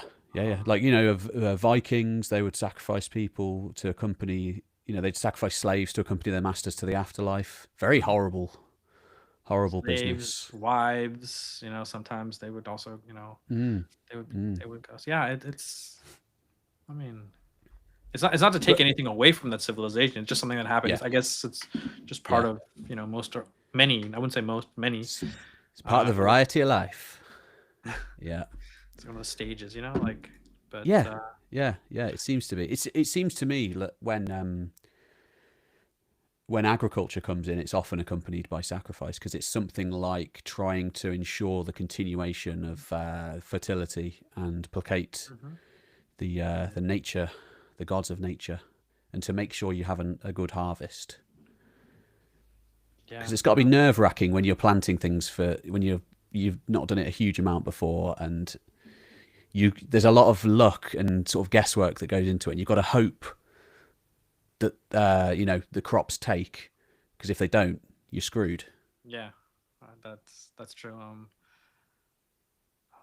trying to think if there's an example from Egypt. There's I'll remember it later. That's fine. Don't worry. But something I read about human sacrifice. I forgot what it is, but Toby Wilkinson has this book, Early Dynastic Egypt. Yes, and that's a I like him. book. He's a good author. Yeah, he's written about 15 books on Egypt. On everything, yeah. Yeah. But so he has a book, Early Dynastic Egypt, and in that he kind of goes into it, and there's the stats he kind of gives and how it started to sort of die out. But the thing, I think he makes the comment, it's either him or someone else. So, but I think it's in his book. But he says something like, but eventually human sacrifice it was just not practical, because you're killing off your workforce, you're killing off, nobody really wants to do their job. They're kind of like, well, do I really want to be like, do I really want to work for the court of the king when I could get sacrificed? And so that's actually that's when they came up with these, like, the Shabtis and about, so of course the Shabtis, and there's they do the work of the. Ooh, when we get through, right, my last one, there's an interesting. You got Egypt. You got someone from Egypt. No, it's Japan actually, but there's an interesting parallel to the Shabtis, because there's a similar thing in Japan called Haniwa, and there's an idea that they basically came in to replace human sacrifice, which was the old way, and instead they make clay representations of people to go to the afterlife instead of killing actual humans. Interesting. But right. We've got to your last one now. Oh, we made it to number 10. We made it to. Oh no, Well, you this had is one number more. 9. You have Japan, so this is number 9. Then Okay. this is number 9. Sorry, one moment. I'll be quick because I want to hear about Japan. Here we are. Okay. Gelon of Syracuse. Yeah, that's a coin from Syracuse from, I guess during his time in office. I don't want to say reign because he wasn't a king; he was a tyrant. But Okay, so oligarchical tyrant. so tyrant, I guess, is just any, I guess, a dictator, perhaps. I mean, he's A not dictator. like royal blood. He's not. He's an unelected leader. Yeah. But he's an absolute ruler for the. He's very ruler much for the in most charge. part. But he's not Yeah. like a king where he's sort of given this divine right to rule, or comes from like a. He's not descended from a previous ruler. Yeah, it's like almost like a military dictatorship, and I guess the word tyrant has bad connotations in the English language today, but in Greece, ancient Greece rather, it was just anyone who was unelected and who pretty much ruled as an absolute ruler. It's an official title. It's not a derogatory term. Yeah, exactly. Derogatory. That's what I mean. Yeah, that's a good word. It's just just an absolute ruler who was unelected. So, I mean, you had this all over the Greek world, in Athens, Thebes, every city really, for the most part. I think maybe Sparta, no, because Sparta had 2 kings, but most places, if they had some time or another, a lot of the islands in the Aegean and Ionia, they were famous for having different tyrants that would just pop up here and there. Common, yeah, it's a common form of rule.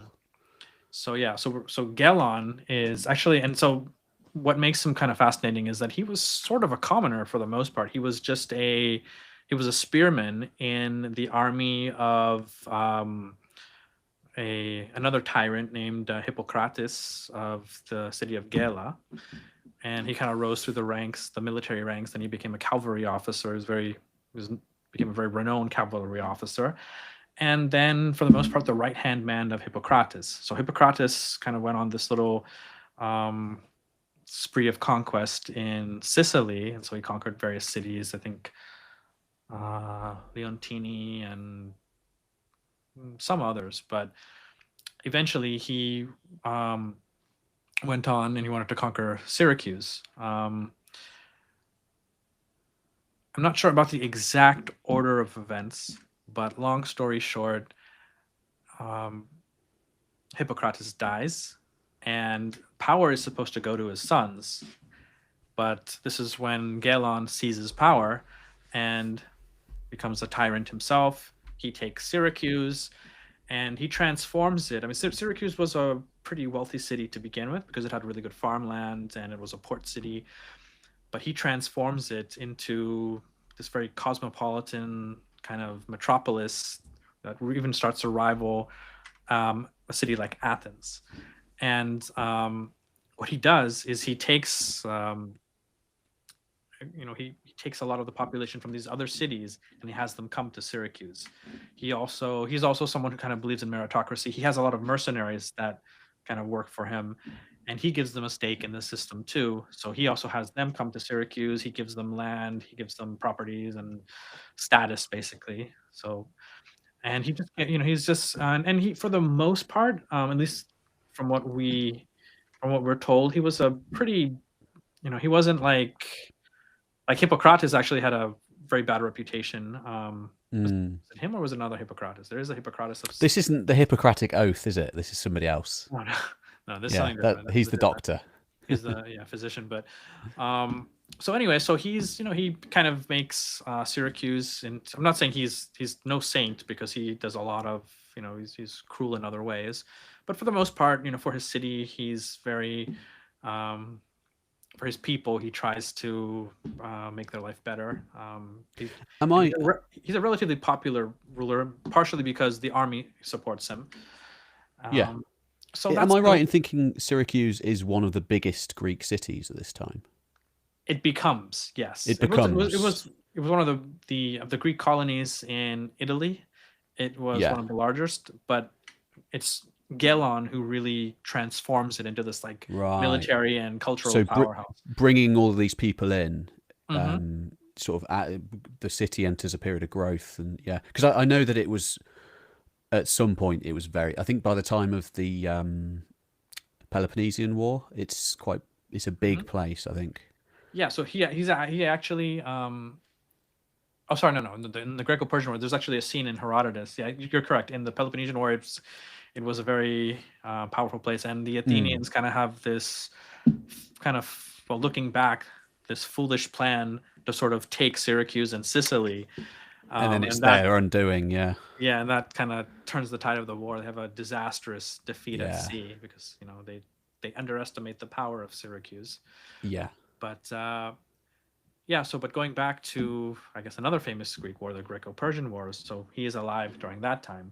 Yeah. And this goes back to, I think, why he is underrated, and is because what's also happening at that time is the Persians are sort of coming from the east, but in the west or the southwest are the Carthaginians. And so they have these outposts on Sicily, and they're expanding, and they even have alliances with some Greek cities on Sicily. So long story short, they're seen as a large threat, and they're I believe it's the ruler of Acragas who is kind of who goes and makes an alliance with Gelon to fight the Carthaginians. And long story short, I'm skipping a few events in between, but long story short, what happens is in 480 BC, according to Herodotus, the same day as Salamis, and according to Diodorus Siculus, I believe the same day as Thermopylae, there's a huge battle. It's called the Battle of Himera against Gelon and his allied forces. And I say allied because they weren't all Greeks, because I think there was a study done recently, relatively recently, where they found a lot of mass graves near Himera that they believe are of the Greek mercenaries, and they found out that they're actually not all from Greek-speaking areas, but they're mercenaries from like the Balkans, from from all different places, maybe from Anatolia, from parts of Italy. So there are a lot of mercenaries in his force. A lot of Sico, I believe that's how you said it. The Sicos, the native peoples of Sicily. Yes, were also there. So that makes a lot of sense. So I say an allied group, but it was led by him and Syracuse. Yeah, and so he defeats the Carthaginians in a pretty big battle at the city of Himera, and essentially, people say that, well, he kind of saved the Greek world in the West, because imagine what would have happened. Let's say he had been defeated, the Carthaginians took over Sicily, and then they started attacking Italy. What would have happened to Rome? Would there have been a Roman Empire? The Carthaginians might have been in Italy a lot sooner than the Carthaginian Empire instead. Yeah. I mean, the Rome was probably a little hamlet at the time, because this is 480. Well, I mean, I'm sure it was a sizable town, but nothing like what it became. So, yeah. So this was, and I guess he's not given a lot of credit, because obviously everyone is focused on what was happening on the Greek mainland, and you have the mighty Persian Empire against these freedom-loving Greeks, and that's kind of been etched into, our minds. But this was, one could argue that this struggle was just as important for Western civilization, if not more important. Perhaps. So it's kind of, and because it literally, the Battle of Himera literally happens during one of the other great battles of the Western world, and it's in Sicily, in the middle of the Mediterranean. No one's really paying attention. So because of that, I feel he doesn't get the credit that he deserves. But yeah, I think a lot of times we focus on the Greek mainland or maybe the Aegean. Yeah. But Greek civilization, in Italy, was in southern Italy and Sicily, parts of Sardinia as well. Yeah. It's just as absolutely. vibrant. Magna Graecia. Yeah. Greater Greece. Yeah. So it's huge. Yeah, and even if you look at some of I think I might be wrong about this, but I think the largest Greek temple from the classical period, if I'm not mistaken, is somewhere on the island of Sicily. That would make sense. I read that. So I could be wrong, but No, I mean, that sounds So right. so all of you guys in the audience, do your research. Don't trust a random guy on YouTube. But I believe I know that that some of the is. biggest archaic temples are in the Cycladic Islands because that was big in the archaic time, places like Naxos. But yeah, by the classical period, it really is like it's the West, isn't it? That's growing in prominence. It's Sicily and southern Italy and places like that. And then those are the places that heavily influence Rome. Yeah, Rome. Everything that Rome was, they basically nicked off everybody around them. Whether it was the Greeks or the Carthaginians or even the Celts sometimes, and certainly the Etruscans, they were the big one that they were massively influenced by. Yeah. Yeah, I mean, Who's this on the coin then on the left? Do we know? This be it's a couple of the gods. Apollo, is it maybe? The chariot? Chariot? I'm not sure exactly. In the sky, who is that? I'm not sure, to be honest. I'm not so good with working out which And gods are on the coins. There's no inscription, so I can't even read the name. I think it's similar on this one. But the I guess on the other side with the fish, that's the river god or goddess. What's the name? Styx. No, there's. I forget the name, to be honest, but it has something to do with kind of like the local lore, or local origin story of Syracuse. Yeah. He almost looks a little bit Eastern, interestingly. In his depiction, he's got like almost almond-shaped eyes. Interesting. Doesn't necessarily look. I think good to. I love coins. I mean, I don't know the history of this. I don't know the history of this coin, but other than it is a Syracusan coin from Gelon, Syracuse. We very briefly mentioned sort of the Greeks going into India, northern India. Some of my favourite coins come from that period, the Greco-Bactrian period and the Indo-Greek period, because you have, for example, there's someone portraying himself as a Greek conqueror, but then he's also worshipping Shiva or some like an Indian god. It's just this interesting mixture of the East and West, and then they become more and more Indian over time, and then eventually they just become Indian. Yeah, they just kind of fade into into their environment. But there's what's the other one? There's a very famous coin. Actually, I think that's a Greco-Bactrian coin, the largest gold stater that has ever been found. Yeah. I think it's in the National French Library in Paris, but it's like a gold stater of, I think it's Demetrius II of the Greco-Bactrian King Demetrius. Okay. Yeah. This is huge, and it was found, I think, crazy, isn't it? Those massive Samarkand or something like that, somewhere in Central Asia. What are they doing with those giant coins? Like, it's mad. But I suppose it's just it's the mineral content, I guess, that you could weigh and you could melt it down, and I don't know. Yeah, I mean, and I guess depending on the prestige of the ruler, that's how you knew how pure it was also, because these rulers had a reputation. They don't want to be giving out like counterfeit coins and things like that. Yeah, pretty much. Right, I'm going to wrap things up shortly. Yeah, I'm being requested to go to McDonald's. Ha ha ha ha. Oh my god. We were talking about all this, like, it's a great day. This Mesopotamian food and Greek food, and we're going McDonald's. You just ruined it with McDonald's. Oh no. I'm joking. Yeah. It is what it is. I think the fries are like the best in the world, though. Not the best in the world, but they're damn good. Everywhere you go, any country you go, they're the same everywhere. Full disclosure, and a little insider thing for any History Time viewers who have watched it this far. My wife is pregnant. So that's why we're going to McDonald's, because she's got a craving for McDonald's. So I've got little baby History Time coming in December. So congratulations! Yeah, thank you very much. That's one of the reasons why I haven't done much travel in the last 4 months, and probably won't be doing much more in the near future. Okay, so we'll wrap this up soon then. That's all good. I've got another 10 minutes. This basically, what was I going to say? Yeah, so baby History Time is on the way in December.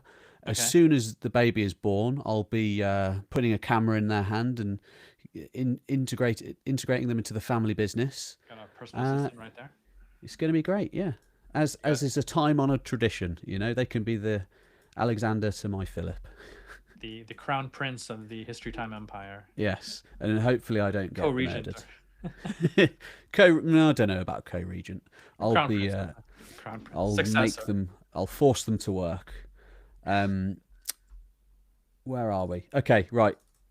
We'll finish off with a lady. I've finally put a lady on. It's been a very man-centric. This is Himiko. Himiko is arguably the first person in Japanese history. So before Himiko, in the 3rd century AD, the only histories in Japan are myth, heavily embellished legends, basically. So it's not to say that there isn't history, but it's all hundreds of years after the fact and mythic a lot of the time. So it's basically like emperor followed by emperor followed by emperor, but mostly they're just names, and then people put these mythic stories onto it. Himiko exists outside of the Japanese mythic stories because she's in the Chinese sources. So in the 3rd century AD, the Book of Song, I think it's around 297 AD, records this embassy from the land of Wa, beyond the sea, arriving at the Chinese court, the Chinese Southern Song court, in the middle of the 3rd century AD. And basically they are envoys coming on behalf of a shaman queen called Himiko, who rules over a confederacy of these states in the land called Wa, and a shaman queen. And it's such an evocative image because there's not much. It's just like a few lines, and they come to basically seek legitimization basically from the Chinese, and they succeed. So the Chinese say, all right, yeah, you can go back. We'll give you this seal of approval. Basically, you've paid homage to the Chinese emperor, and we've legitimized you as ruler, and you can go back and you can keep the peace on our behalf as a subject people, because the Chinese like to do that. And yeah, they basically, it's just this little snapshot into what was going on in Japan at that time. And Japan during that time is it's in the early Kofun period. And basically Kofuns are these giant tombs, and they're called keyhole tombs. Have you seen these at all? No, I unfortunately no. Just briefly show you one. They are ludicrously massive. So it's kind of like a pyramid in a way. A ruler would be buried in one, and the idea is people probably like did rituals on top of them and worshipped at them. Oh, that is the worst picture in the world. Tiny little picture. There we go. So they're these big tombs, basically, it's like... with moats and people buried inside them. And for most of this, that's a moat, yeah. For most of this period, we don't know much about what's going on because there's no history in Japan. The first histories in Japan are written in like 700 AD. This is sort of 300 AD, so hundreds of years before. And Himiko, the story in the Chinese sources, is just a little insight into what was going on in Japan at this time. And it's just so different to everywhere else. I really, really like it. It's really different. And what else can I say? Yeah, Himiko ruled over one state among many. So there's like many Japanese states at this time. She may be a sort of priest queen, let's say. She's like a religious leader. There may have been, say warlords who, ruled on her behalf, kind of thing. Maybe she was more spiritually in charge of things. And all around these Kofuns, just to go back to the brief thing that we mentioned in the ending of human sacrifice. Oh, there were sacrifices here as well, or?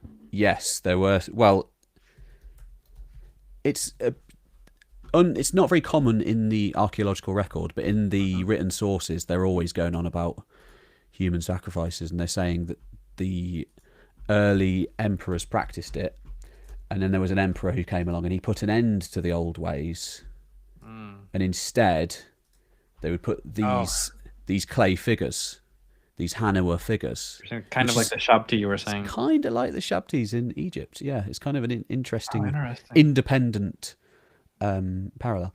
So these Hanua are super interesting because there are other insights into what was going on in Japan at this time, and some of them depict horseback riding warriors, other ones depict houses, mythological beings, and you can really reconstruct quite a lot of what's going on in Japan through these Hanua.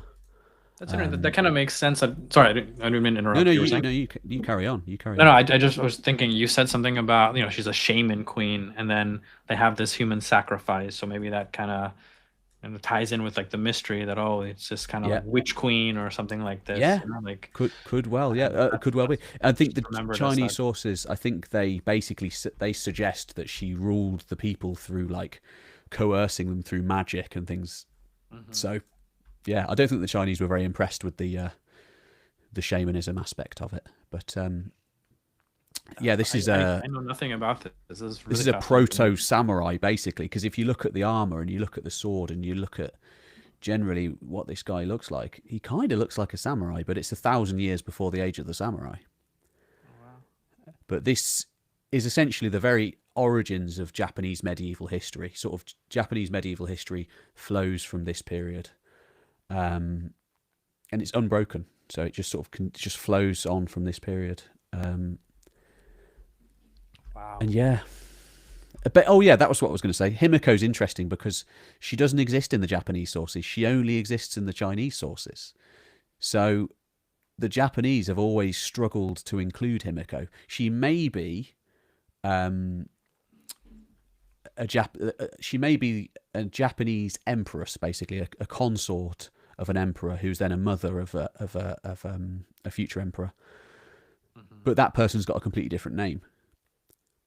So it's this interesting sort of like interplay between the Chinese sources, which are quite rigorous, and it's like this is just one incident in a massive book charting the histories of the time and like very meticulously recorded history, and then the Japanese sort of mythic tales, and it's like, how do you actually put those two together? One's from the outside looking in, the other one's from the inside looking out. What's her name? Her name is Himiko, right? Himiko. I've never heard of her. That's fascinating. Yeah, it's really interesting. And she might be, I'm just looking at, who might she be? She might be, I'm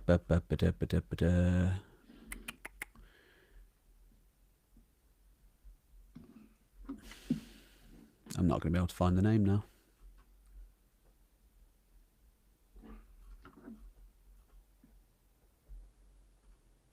You're saying she might be like a historical... She might be Empress Jingu, who is one of the early empresses of Japan, basically. Considered legendary, but all of the early emperors of Japan are considered legendary. It's not to say they didn't exist, but they're when hundreds and hundreds of years are between... like the kings of Rome kind of thing, right? Maybe. Yeah, it's like the kings of Rome, yeah. They're recorded hundreds of years later. It's like King Arthur or something else, but maybe not King Arthur. Maybe it's a bit more real than King Arthur. But yeah, and it's interesting. And then the royal family of Japan are still kind of supposedly descended from these people, which is nuts, because it's an unbroken line all the way back from the mythic days of the first millennium BC. That's fascinating. Yeah, that's like... And there we go.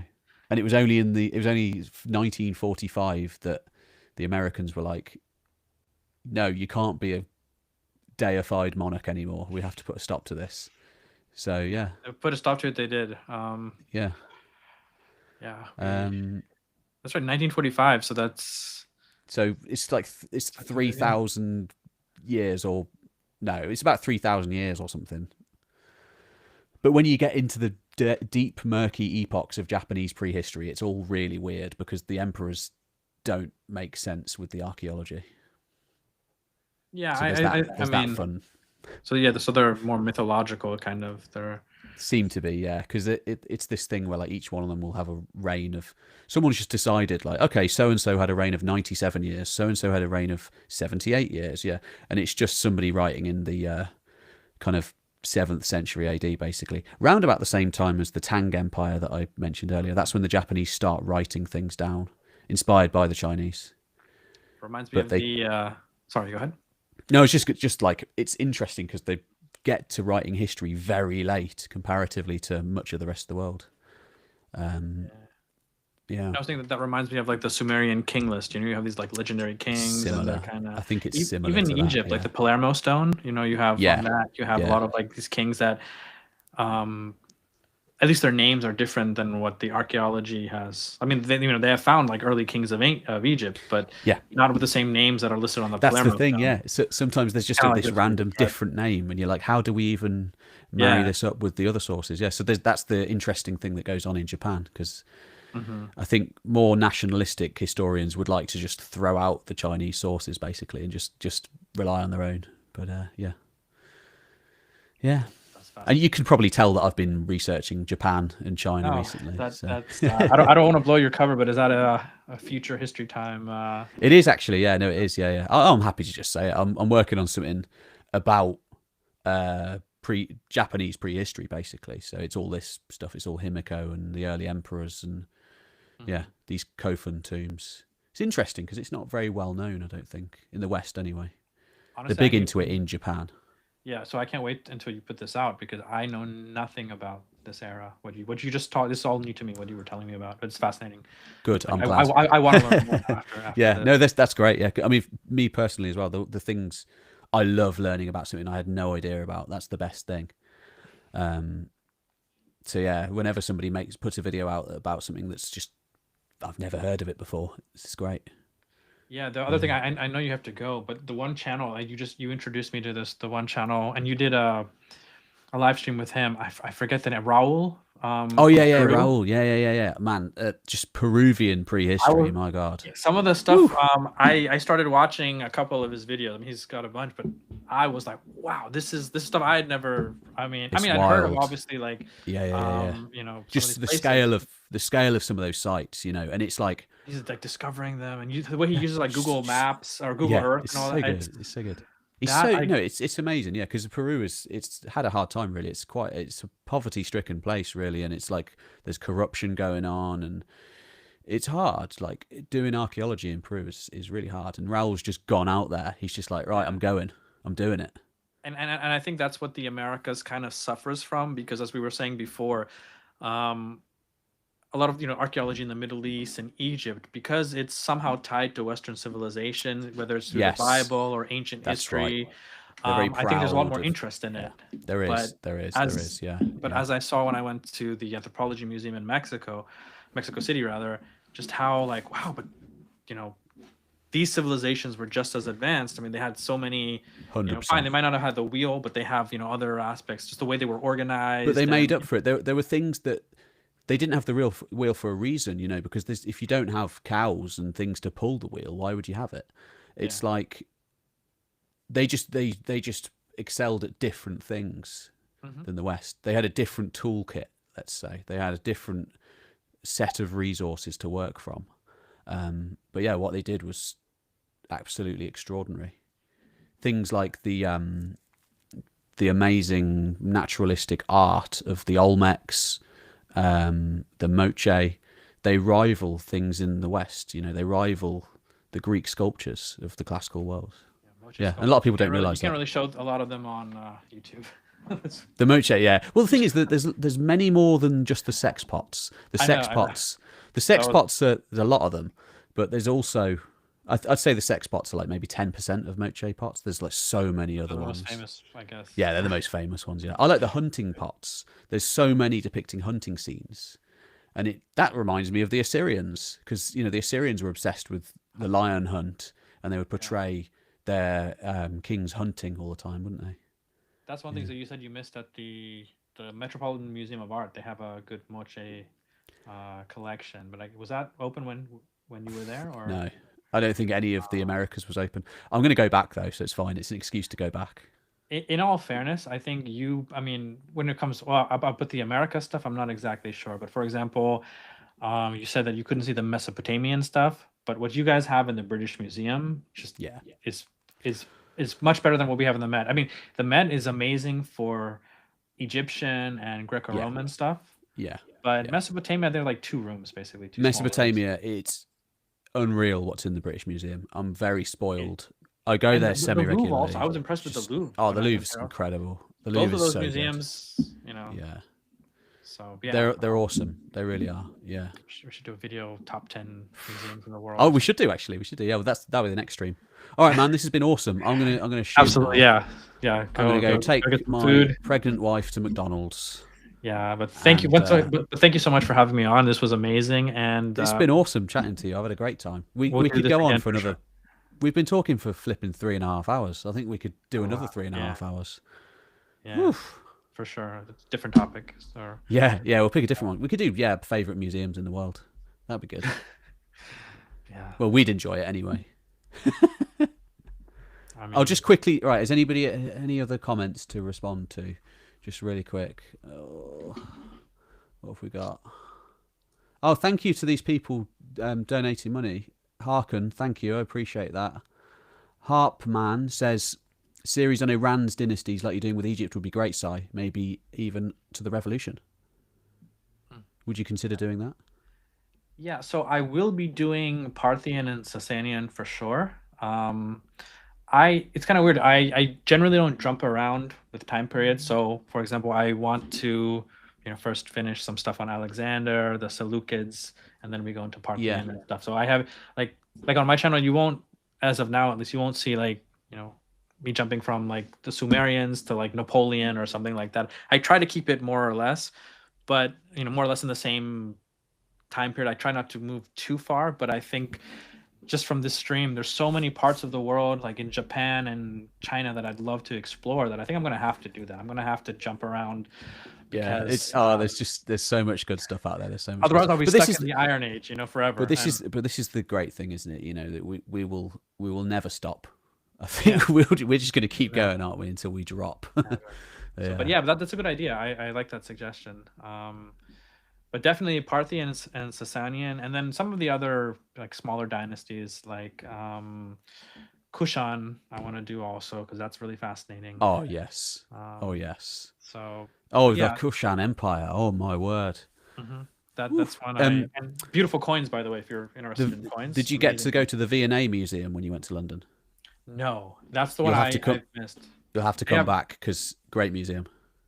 Yeah, that's big as well. I wasn't able to go last time, but just filled with mostly East Asian, I'd say, in there, but South Asian as well, and it's just filled with things that were nicked during the British Empire, basically. I need to do that, but looked after very well and very nice, and you can go and visit it for free.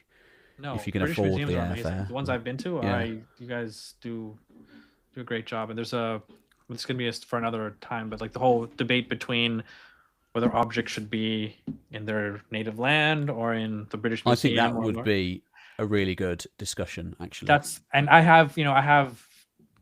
I understand both sides, but I kind of have my own sort of. I understand both sides as well. Yeah. Okay, I'll just be honest. I'm a little selfish, so because a lot of these things are in the British Museum, I can actually see them and they're preserved really well, the way that they are preserved. But I also understand that now, a lot of these places like the Gem Museum or the Acropolis Museum in Greece, they also 100%. They they can preserve them as well now.